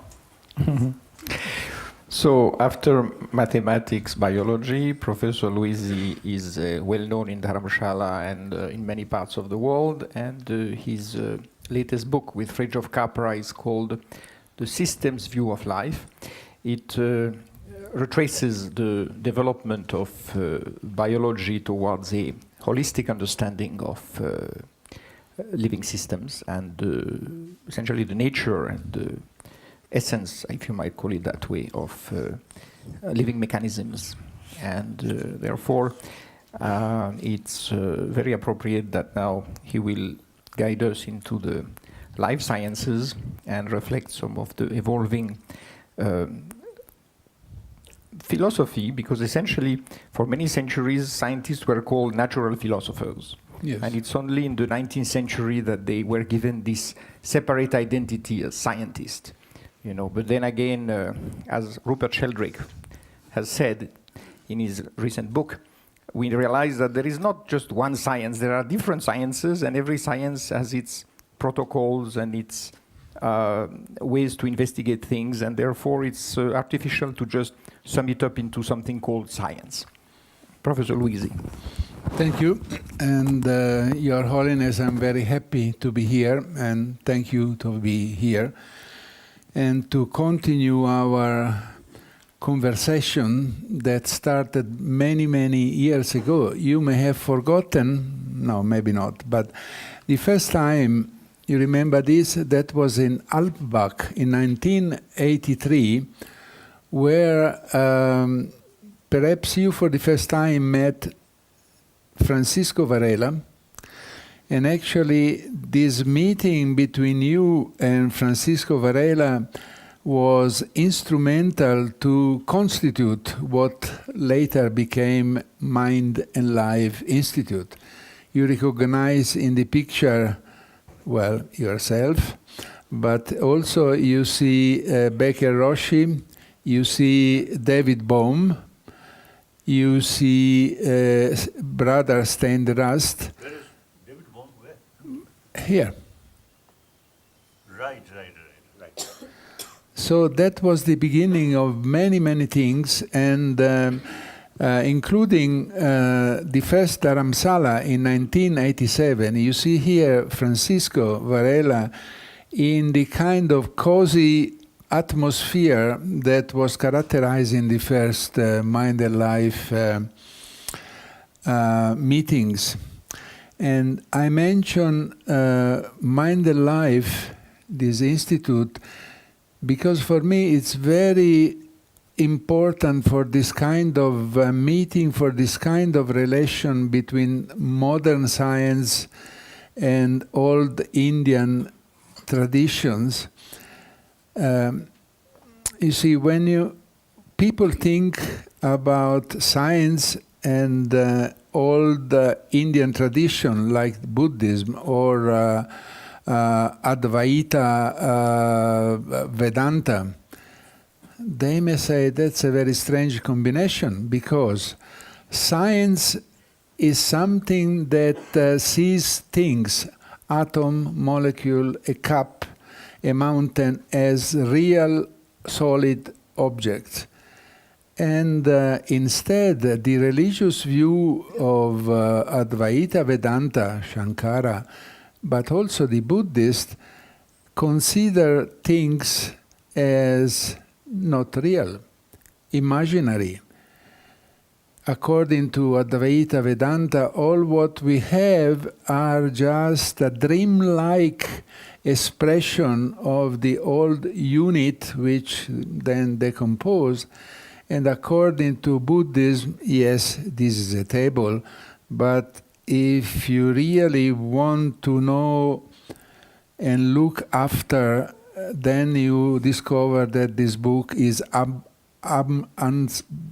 without any substantiality, because it's conditioned by other things, and those things are conditioned. And what you discover is a web of, an infinitive web of concausal linkage, so that real things are not real. So how can you combine science, which loves and believes in solid real things, with something like, Indian and Buddhism, which say real things are not real? And I believe Mind and Life has been very useful to give an example on how this can be done, because there, in my interpretation, you may correct me, there is a kind of gentleman agreement where Buddhists play a game and accept the things as if they were real things. Atoms, electrons, photons, and lightning, and tides.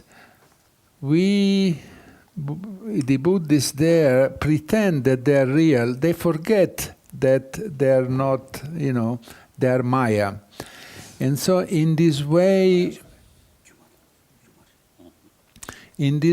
Buddhists and scientists are on the same ground and can talk to each other, and this minded life has been extremely beneficial not only to scientists but also to Buddhists, just because of this kind of trick that we consider atom, molecules and whatever as for a moment real things. Then the meditator can go meditate and say this is all appearance, and but for the time being, in this mind and life discussion, we consider physics and biology as made of real object, and this is a very kind of game which has been very useful. Francisco Varela has been instrumental also for another. You see, with the demise of the Newton and Descartes vision of science, according to which science was reductionist and mechanistic, there has been in the middle of last century, a flourishing of thinker. Here I have some name like John von Neumann and Gregory Bateson, Heinz von Forster, etc., etc. And all these people have been instrumental to create a new kind of science, which is no longer reductionist, which is instead based on things like self-organization, a main keyword, holistic, complexic system thinking, and then emergent properties and non-linearity. Some of these I will mention, not all, because it's impossible, but it's really a new kind of scientific paradigm that we are witnessing now, thanks also to the work of people like Francisco Varela. It should, however, be said, and that should not be forgotten, that modern science, what we read in Nature, Science, Proceeding, Academy of Science, Scientific American, is still a molecular science. The main heroes of our science today are still the genes, DNA, molecular biology, genetics, industrial chemistry, so that in all life science, molecules still represent the great reality. I will say in a second that that does not mean that we are in a reductionist world, but still they are the pillar, and the molecule and molecule make complexes, and this complex make all the things of our life. In addition, we must say about science that these molecules for science are dead matter, do not contain, as the Advaita Vedanta people might say, that they contain still part of the original consciousness of the indivisible one. They, for science, are dead molecule. And also modern science does not use God and does not use any form of transcendence. Now, this seems obvious. However, this is a very, demanding, hard. Okay, sorry. Your whiskey. Because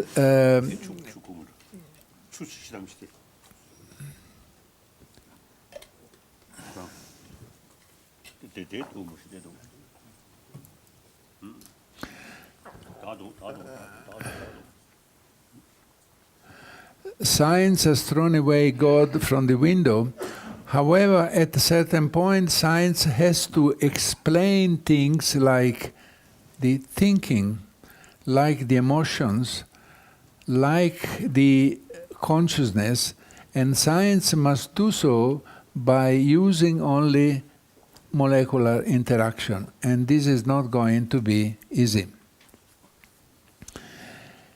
So this is my presentation. I will have 3 parts of 10 minutes each or so.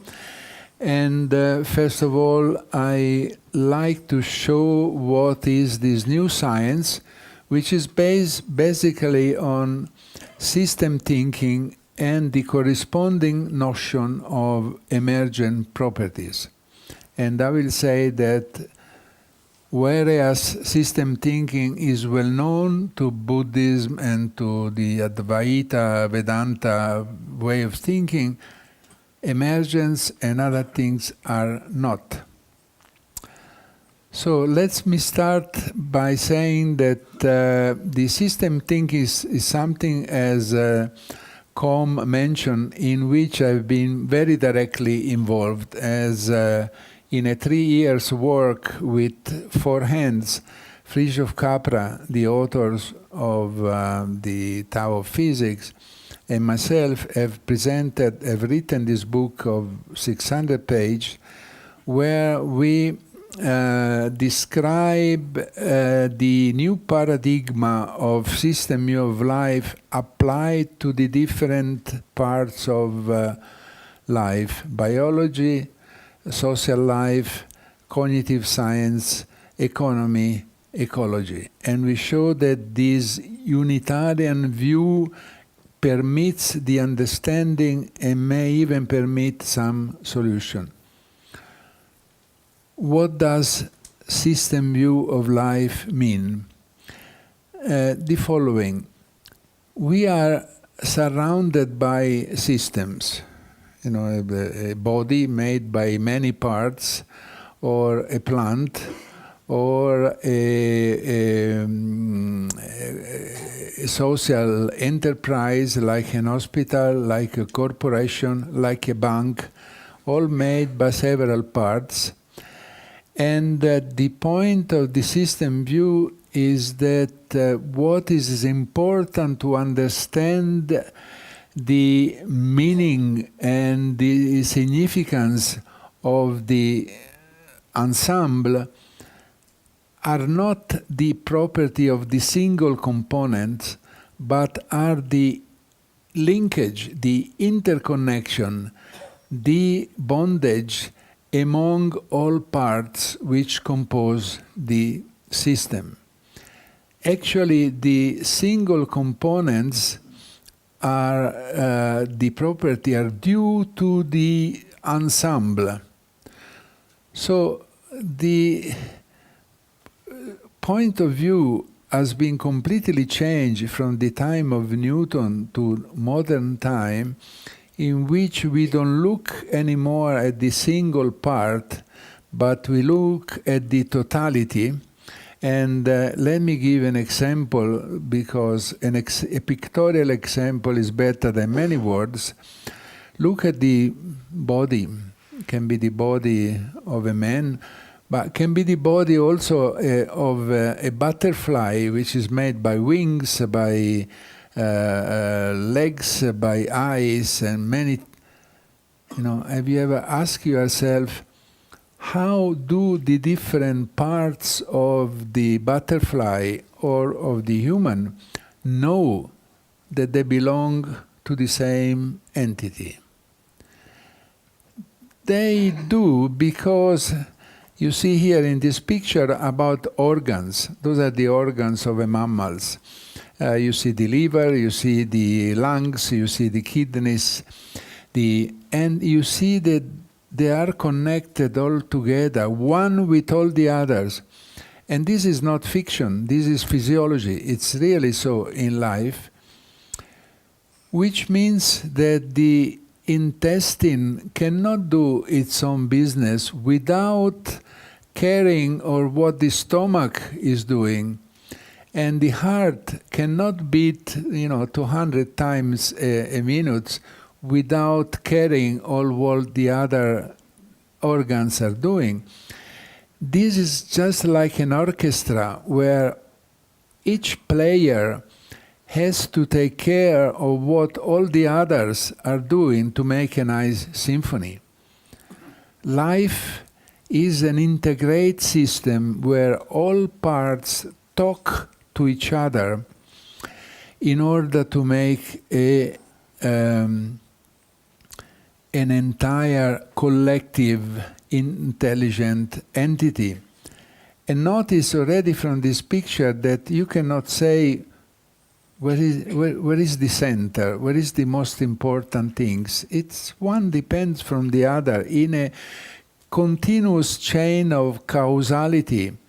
And it happens, however, that with age and some accident, some of these linkage fail and the structure becomes weaker. And they even say, I don't know if it is true, that everybody then must die. And, that is this picture of fragmentation where all organs are still there for 1 minute, for an hour, still pumping, doing something. But they are not talking to each other anymore. They are not connected. That is a picture of fragmentation. I ask sometimes to my students, here there is a rampant, very alive horses jumping, and here there is a horse who just died.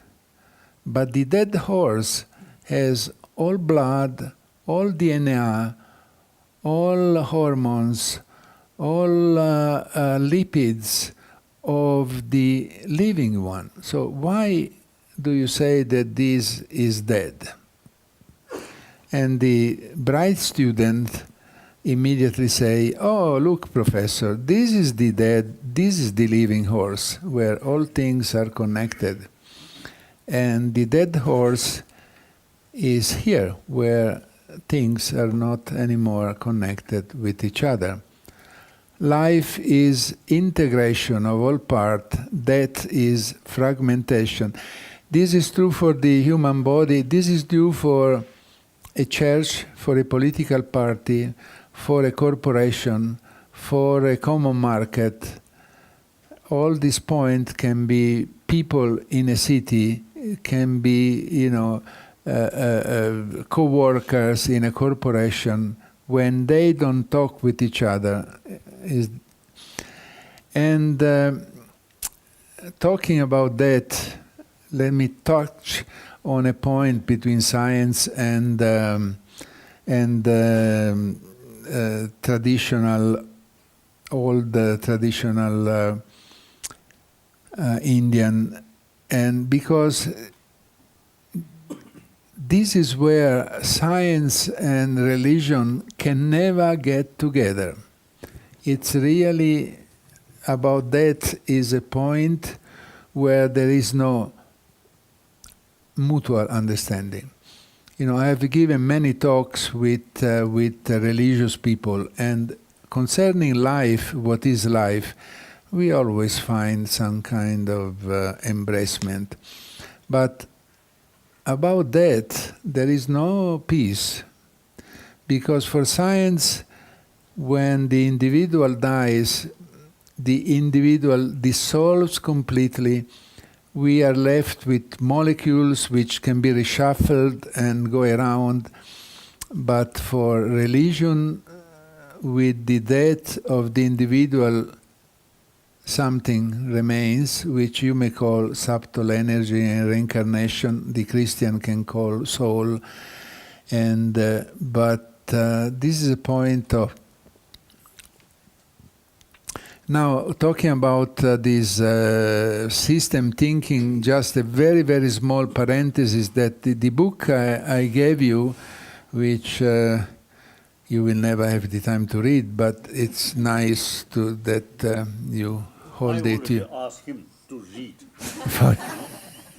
Then inform me. And we devoted the last chapter to the sad problems of our world, where pollution and the insane consumption of energy and the richness of multinational and the loss of biodiversity and deforestation and are all linked together in a system which is a kind of negative feedback system. But this problem, pollution, etc., cannot be considered each in isolation. It doesn't make any sense to cure pollution, forgetting the consumption of energy and all the other, and probably be, as we say in the book, a system solution may be the... And so you can read only the last 200 pages. Now, this concept of interdependence, all parts being connected to each other, is well known to the Vedanta, even the Vedic world, and to the Buddhism. Buddhism is based on the law of causality and of the interdependence. So there is nothing new, but science has gone one step further with one concept which is not so well known, at least in language, with Buddhism and in the Vedantic world. And this is the notion of emergence, emergent property, which is really one pillar of modern science. What does that mean? It means the following, that when you have one of these systems made by many parts together, be a body, be a family made by single, be a common market, be a corporation, then putting together these parts brings about novel properties.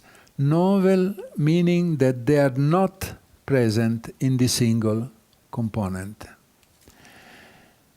This is a definition in the New Age language. We used to say the all is more than the sum of the part, and holism. But this is very important. Actually, the philosophy of this was born 150 years ago in England, the so-called British emergentism. You see the date, 1843. And these first emergentists liked very much chemistry. They were saying, look at water. Water has properties, is a liquid, transparent, has a set point of 0, boils at 100, has a refractive index of... The properties of water are not present neither in hydrogen nor in oxygen, and they're emergent properties. Now, for us scientists, this is a kind of trivial example, because each time you make a chemical compound, be ammoniac, be a sugar, be a protein, of course, when you put atoms together, you make things which are completely new. Yes, but it's not so simple. The first big difficulty arises from the fact that we all agree, in scientists, that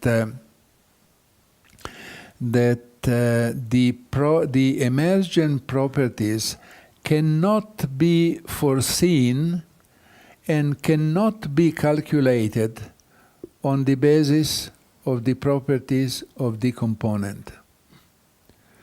So this is a kind of strange blind spot in science. You see water, you say, yes, all this property of water.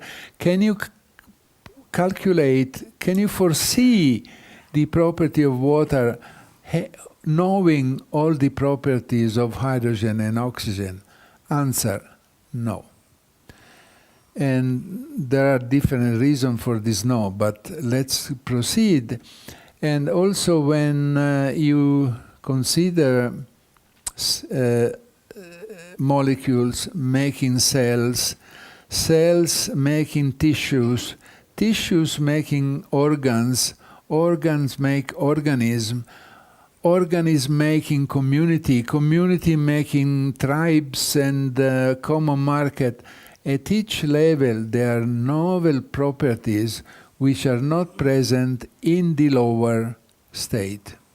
Now this is a very important principle of science, because it tells you that each time you make some complexity, you are bound generally to produce novel things.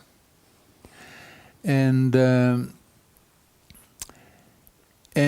my question here, and actually this is a book by Francis Crick. Francis Crick is the one who, with Watson, discovered the double helix of DNA.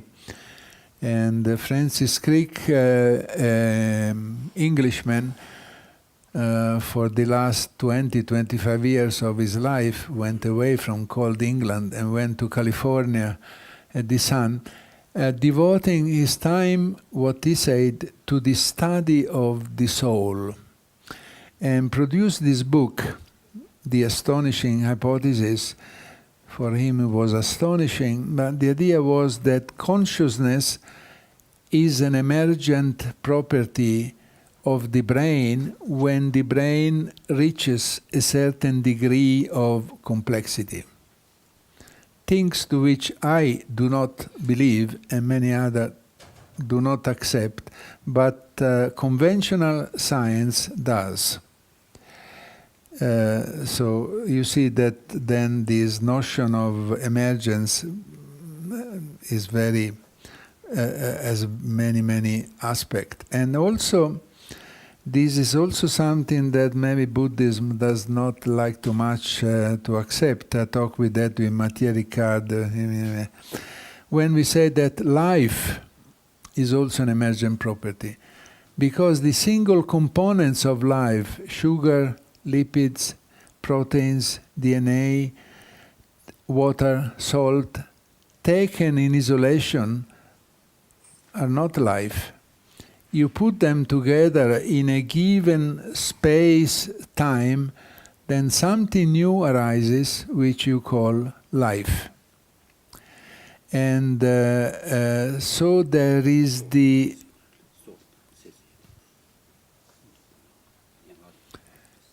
the origin of life coming from material which is dead. And this is my friend of the Advaita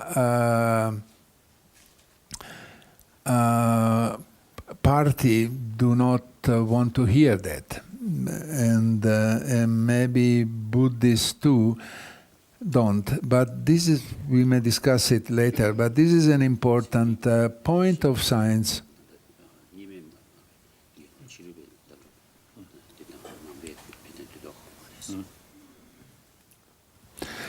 Now, coming back to this figure where all these points are together, which can be the organ, can be the people in a city, can be the nations in a common market, but can also be the parts of a machine.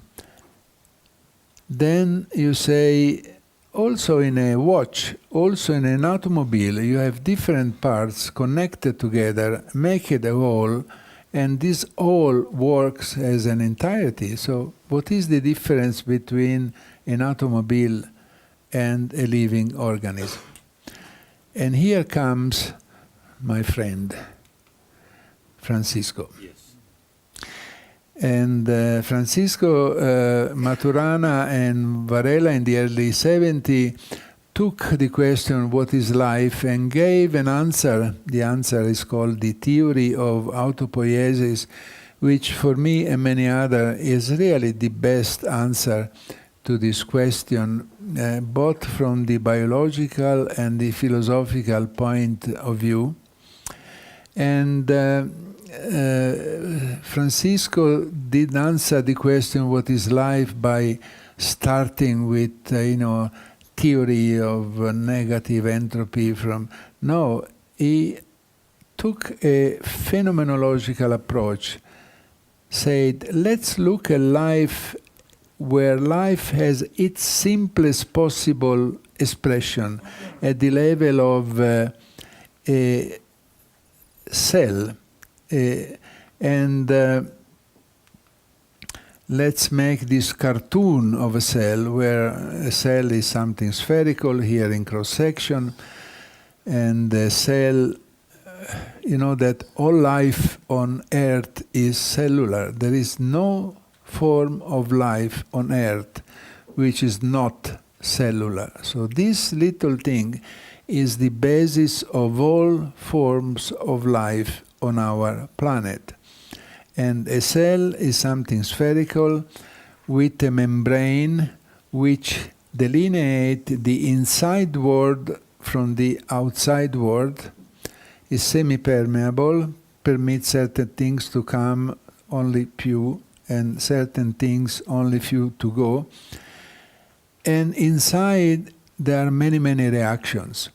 Think that in each of your liver cell in this moment there are probably 10,000 reactions in a minute, which means sugars are being burned, proteins are being degraded, polysaccharide has been made in pieces, hormones are being synthesized. There is a lot of transformation, thousands and thousands, and yet my liver cell remains a liver cell. The amoeba, which I look under the microscope for a long time, despite 15,000 chemical transformation every minute, remains the same amoeba. And jumping a little bit, if I look at the elephant for a certain time, the elephant are millions of chemical transformation, but remains the same elephant, except for aging, which for the moment we want to forget. So this is a paradox. And Francisco wrote in his book, The Tree of Knowledge, with Maturana, the main activity of the cell is to maintain its own identity, self-maintenance, despite the enormous number of transformation. How is this possible? It's possible because the cell remakes from within all what is being transformed away. And this is the main characteristic of life in all our planet. All form of life is a factory that remake itself from within. You see, I'm full of hemoglobin, as you. But hemoglobin lasts only a few days. This is destroyed, but is remade again from within. And I shave every morning, and every morning, the day after, the bird is already there from within, and the apple tree loses apples and leaves in winter, but remakes from within in spring and summer. So this is the main characteristic of life, what Maturana and Varela call the invariant property, which is true for every form of life. You are invited to find a form of life which does not respond to this principle of remake it itself from within. And this is the main characteristic with a machine. An automobile does not do that. A watch does not do that. And then you can even arrive at the definition of life, a system defined by a boundary of its own making. The membrane is made by the cell itself, and that is self-maintaining by regenerating all system components from the inside. Notice the word regenerating has nothing to do with cell multiplication or cell becoming more. It's only an internal process of remaking itself in such a way that is always itself. Of course, thanks to energy and nutrient coming from the outside. This we'll see in a second. And all these living system, being these simple things, being an elephant, being a plant, are all living systems are thermodynamically, we say, forget the word, but they are open to the flux of energy and nutrient from the outside, and they have to let things go away. All living things must be nourished, so they have to be open to the environment to receive food. And this is by no way a simple process, as we will see. And so they are open from the thermodynamic means energy, so they're open. But, and this is more difficult, they are closed from the operational point of view. This is important and difficult. Every organism is operationally closed, meaning the following, that an ant does not need any information from the outside to be an ant. A dog is a dog. If you give a kick, it responds as a dog and not as a cat. It's a dog because of its internal constitution. And this has a lot of consequence. Again, my friend Francisco, we spent many summers together talking very often about women and not about science. But here the other important point of Francisco and Maturana view, the interaction with the environment, because every living things must interact. And you see here an amoeba taking his food from the outside, maybe it's an elephant, and of course what it takes it from within, from the need of its own internal constitution. And this view from this gives them another concept which is very delicate and important, the notion of cognition. Francisco told me that once that this term cognition was perhaps not the best because it gives an anthropomorphic, Cognition, bacteria are also cognitive, means the following, that each organism is provided by evolution. It has a series of sensorial tools to recognize and interact with its own specific environment. The fish has certain sensorial tool to recognize water. The fish cannot live outside, but the eagle has different sensorial tool to move in the air, and the earthworm recognize the earth and has all kind of things to live. So that this is the notion of cognition, and for Maturana and Varela, all organisms are cognitive being, even bacteria. But bacteria have no mind, no consciousness. We come back to that later on because that gave me some problem with Buddhists. So the self-maintenance from within, when I give lecture on autopoiesis, it lasts 2 hours, 2 hours and a half, but given this bright audience, a few seconds are enough, and I summarize here in the following way.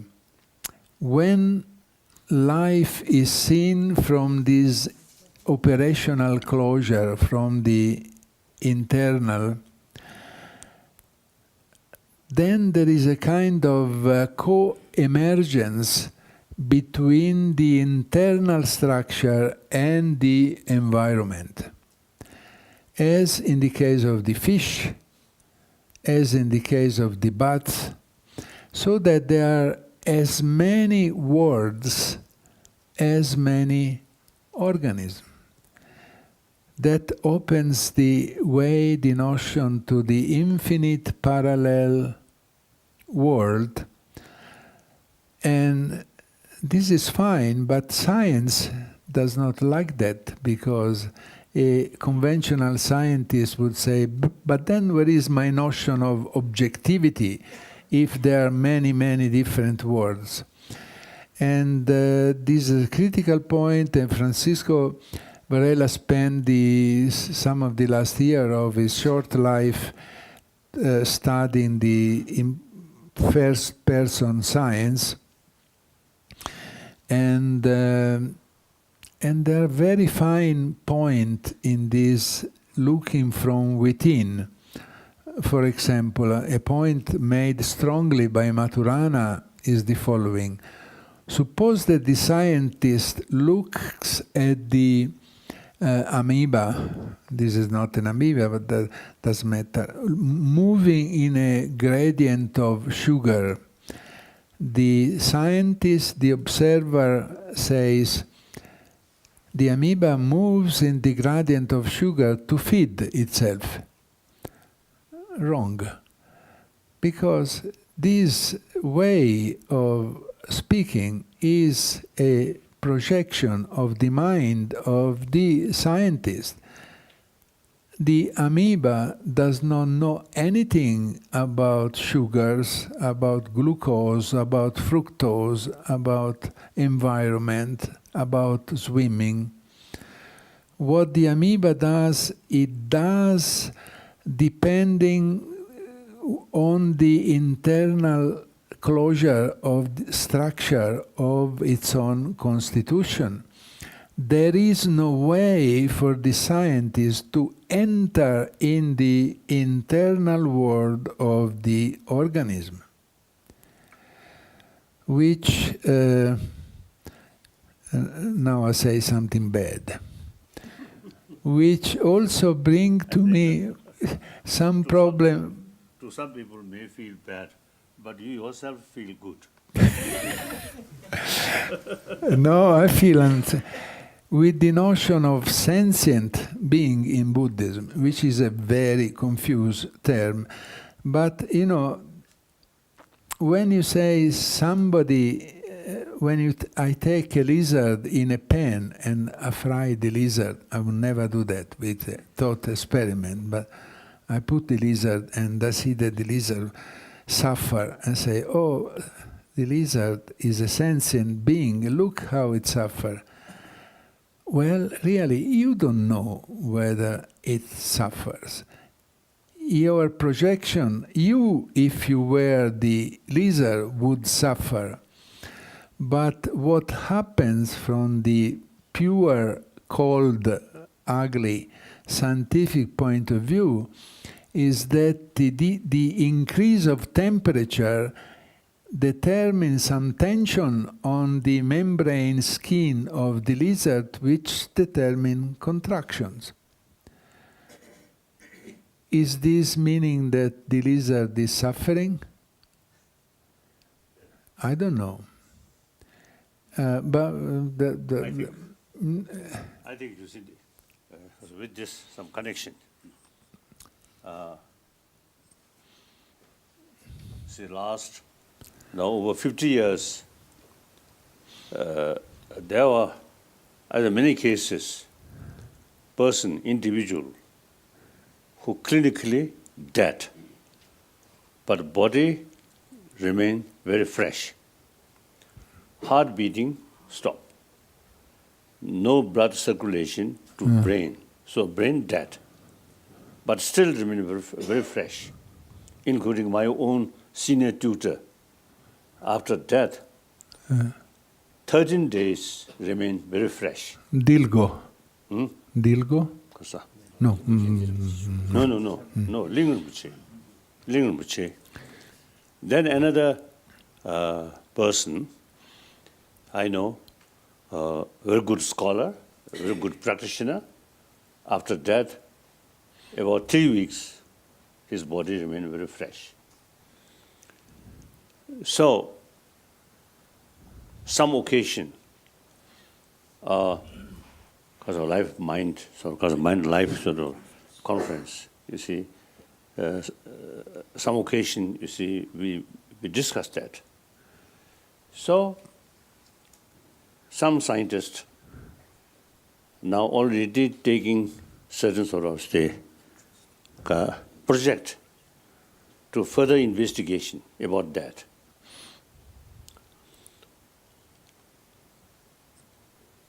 So now, it seems to me, among the scientists, more classical sort of view, beside brain, nothing. Now that concept, some scientists now have different views or little sort of skeptical about that classical sort of view. One example, you see, through training of our mind, and those people who have some deeper experience as a result of training their mind, actually, Brain plasticity. Brain plasticity. Yeah. Some change. So, still is not yet described exactly, but they now sort of thinking or accept. You see, there is some sort of factor which affect our brain. So that we call consciousness now. So, one time, one occasion, some scientist, brain specialist, that was in Japan. So their brain specialist, is his view, classical view. He does not sort of accept existence of mind or consciousness, only brain. Meantime, you see, some sort of tragic situation happened in his family. So a lot of worry. So before that tragic, not much worry. And after that tragic, a lot of worry. I don't think much difference is brain. But that's the feeling, experience. So although you see mind or consciousness, not physical, so we cannot measurement, right? We cannot measure. And I think you may have some kind of through mathematics, you see, may describe mind or consciousness. But in any way, we have the feeling. Nobody can deny that. No. Even animal. So therefore, you see, there is something. But we, because you see, without form, without physical, so the science, I think up to very recent time, science mainly, you see, relying some instrument, some measurement, calculation like that. So certain subject without form, then you see the usual because of method cannot sort of fit, right? Cannot use. So the mind or consciousness still remain mystery. So now this among the scientists, some scientists begin to sort of Kasuda, have the view, or there is some kind of phenomena, mysterious phenomena. So I think now we just beginning of 21st century. I think further discussion, further sort of investigation. I think the scientific view, I think scientists, I really consider very honest, unbiased. So you see, they time change. You see, they found something new. Then they no longer used to follow the previous sort of view. Yes. But That's I think very very good. Sometimes we religious people, you see, believe. But you didn't tell me whether the lizard is suffering. Lizard. The lizard that are fried on the pan, is it suffering or not? That's I think suffering. I have another sort of question. The very small fly or mosquito. Yeah. Mosquito. I noticed this mosquito. When my mood It's good. and quite sort of, I'll say, quite sure, no malaria carrying. Then sometimes I give blood to the mosquito. So he or she, I think most probably she, you see, enjoy my blood. And the whole body become red and fat. And no sign of appreciation. No. Cat, I think even lizard, I think if we show our affection, I think even lizard may have some sort of ability to show appreciation. So my question is, the size of brain, which level have the ability to show appreciation? Your brain. Not mosquito's brain. I think cats, you see, dogs, even fish. Yes. Cat You see, has a when mind. you sort of feed, and they also, you see, they know ability, you see, the motivation of the other person. Although feeding same way, but some kind of different sort of motivation in order to catch or something, they know. Feeding same way, but sincere motivation, the affectionate motivation, you see, they very much appreciate, isn't it? So they even, they have the ability make distinction, motivation, although they have no word, Yeah. no sort of, without word, Yeah. no particular thought or kasota. Okay. And, Actually, they cannot have conceptions or thoughts which follows words or language. But they have the sort of ability, knowing or distinction. This person, you say, feeding, but some different motivation. Yeah. So they're a little bit cautious. Isn't it? Like that. this is a main problem with this notion of operational closure of Maturana and Varela, according to which you cannot enter in the feeling of the organism. It's only your projection. And but I come back to this point. Ask a question, related question. Only if it's a good one. Yes, it's a very good one. I think I prefer bad questions. Because you see, that provoke our mind. Okay. If you say nice sort of question, oh, wonderful, yes, yes, yes, then no further development. Supposing someone were to attack you just now, how do I know that you are suffering?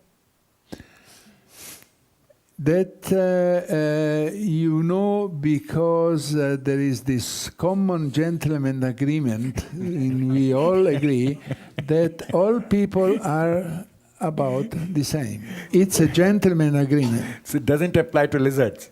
The gentleman agreement. No. No gentle lizards agreement. No. No, I think it does. because I think okay, but applies to all life. it's again. But let me not close, but there is a lot of things about autopoiesis which I don't tell. My work with Francisco and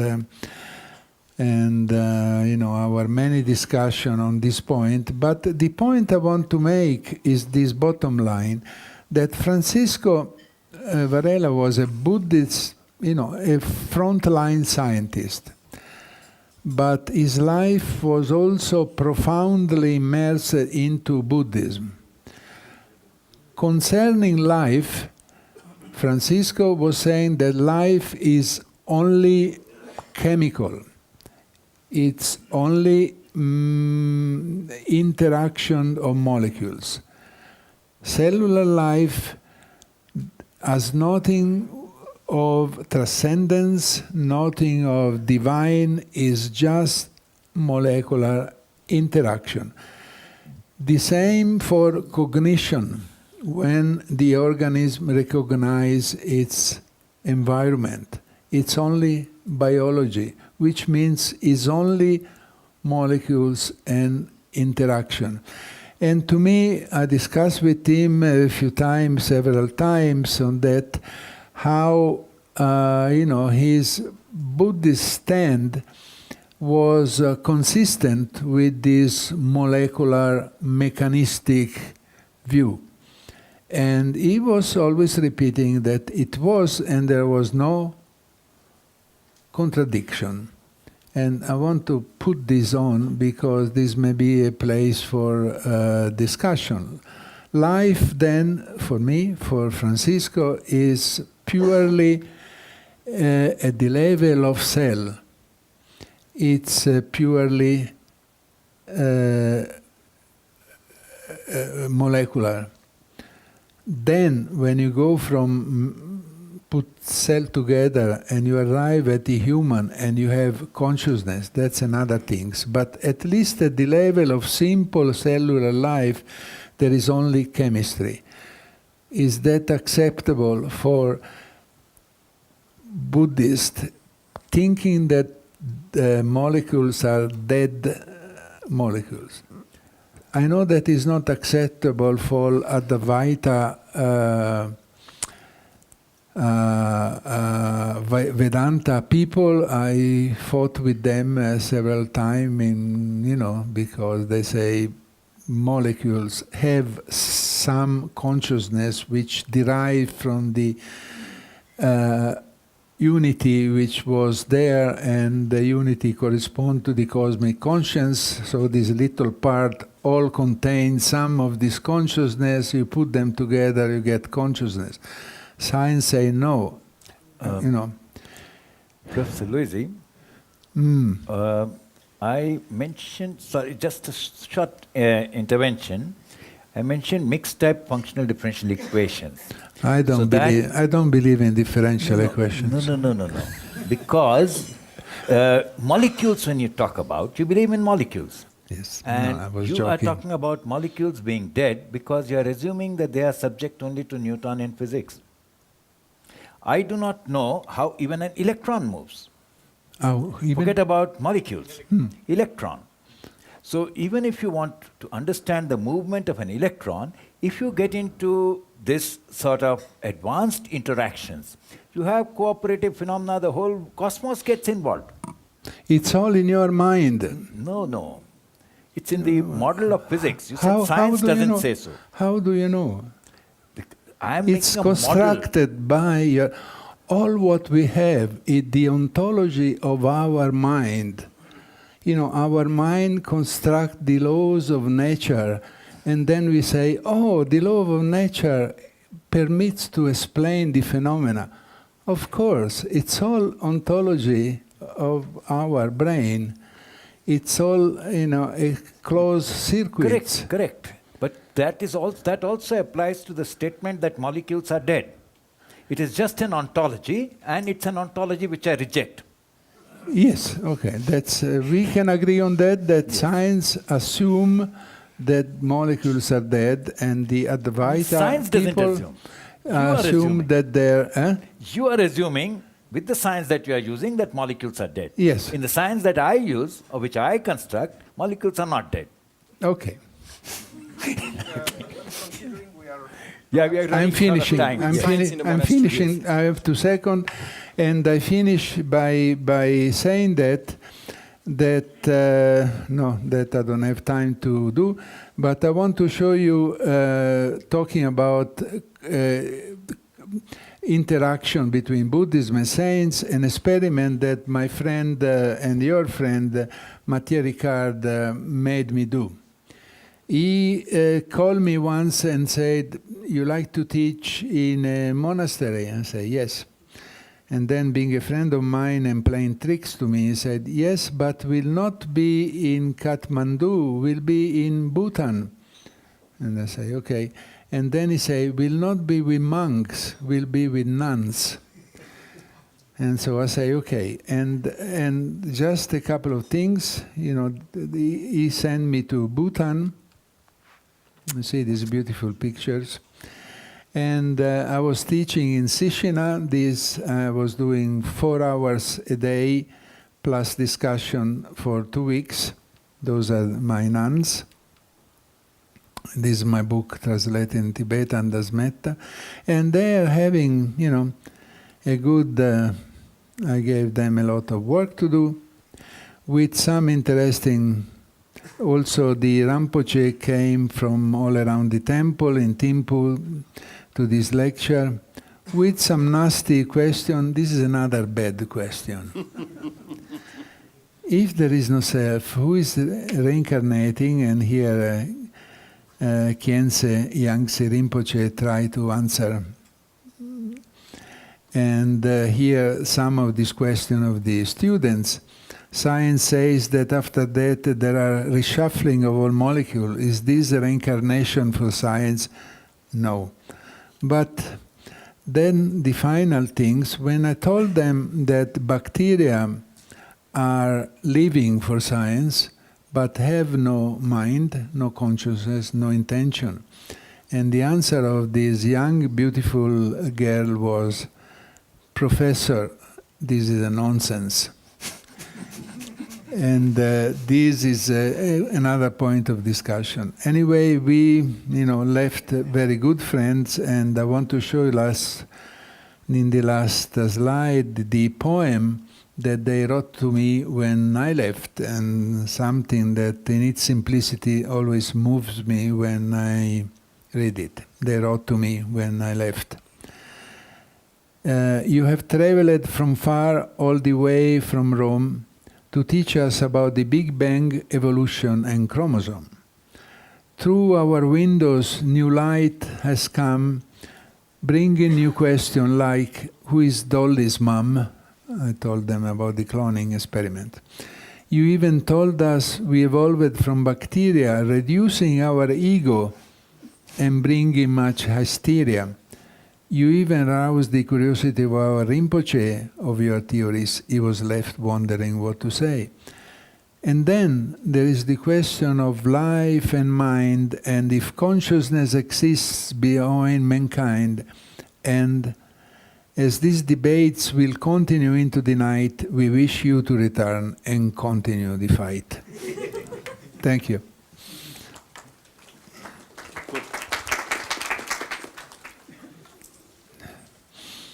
Now break, lunch.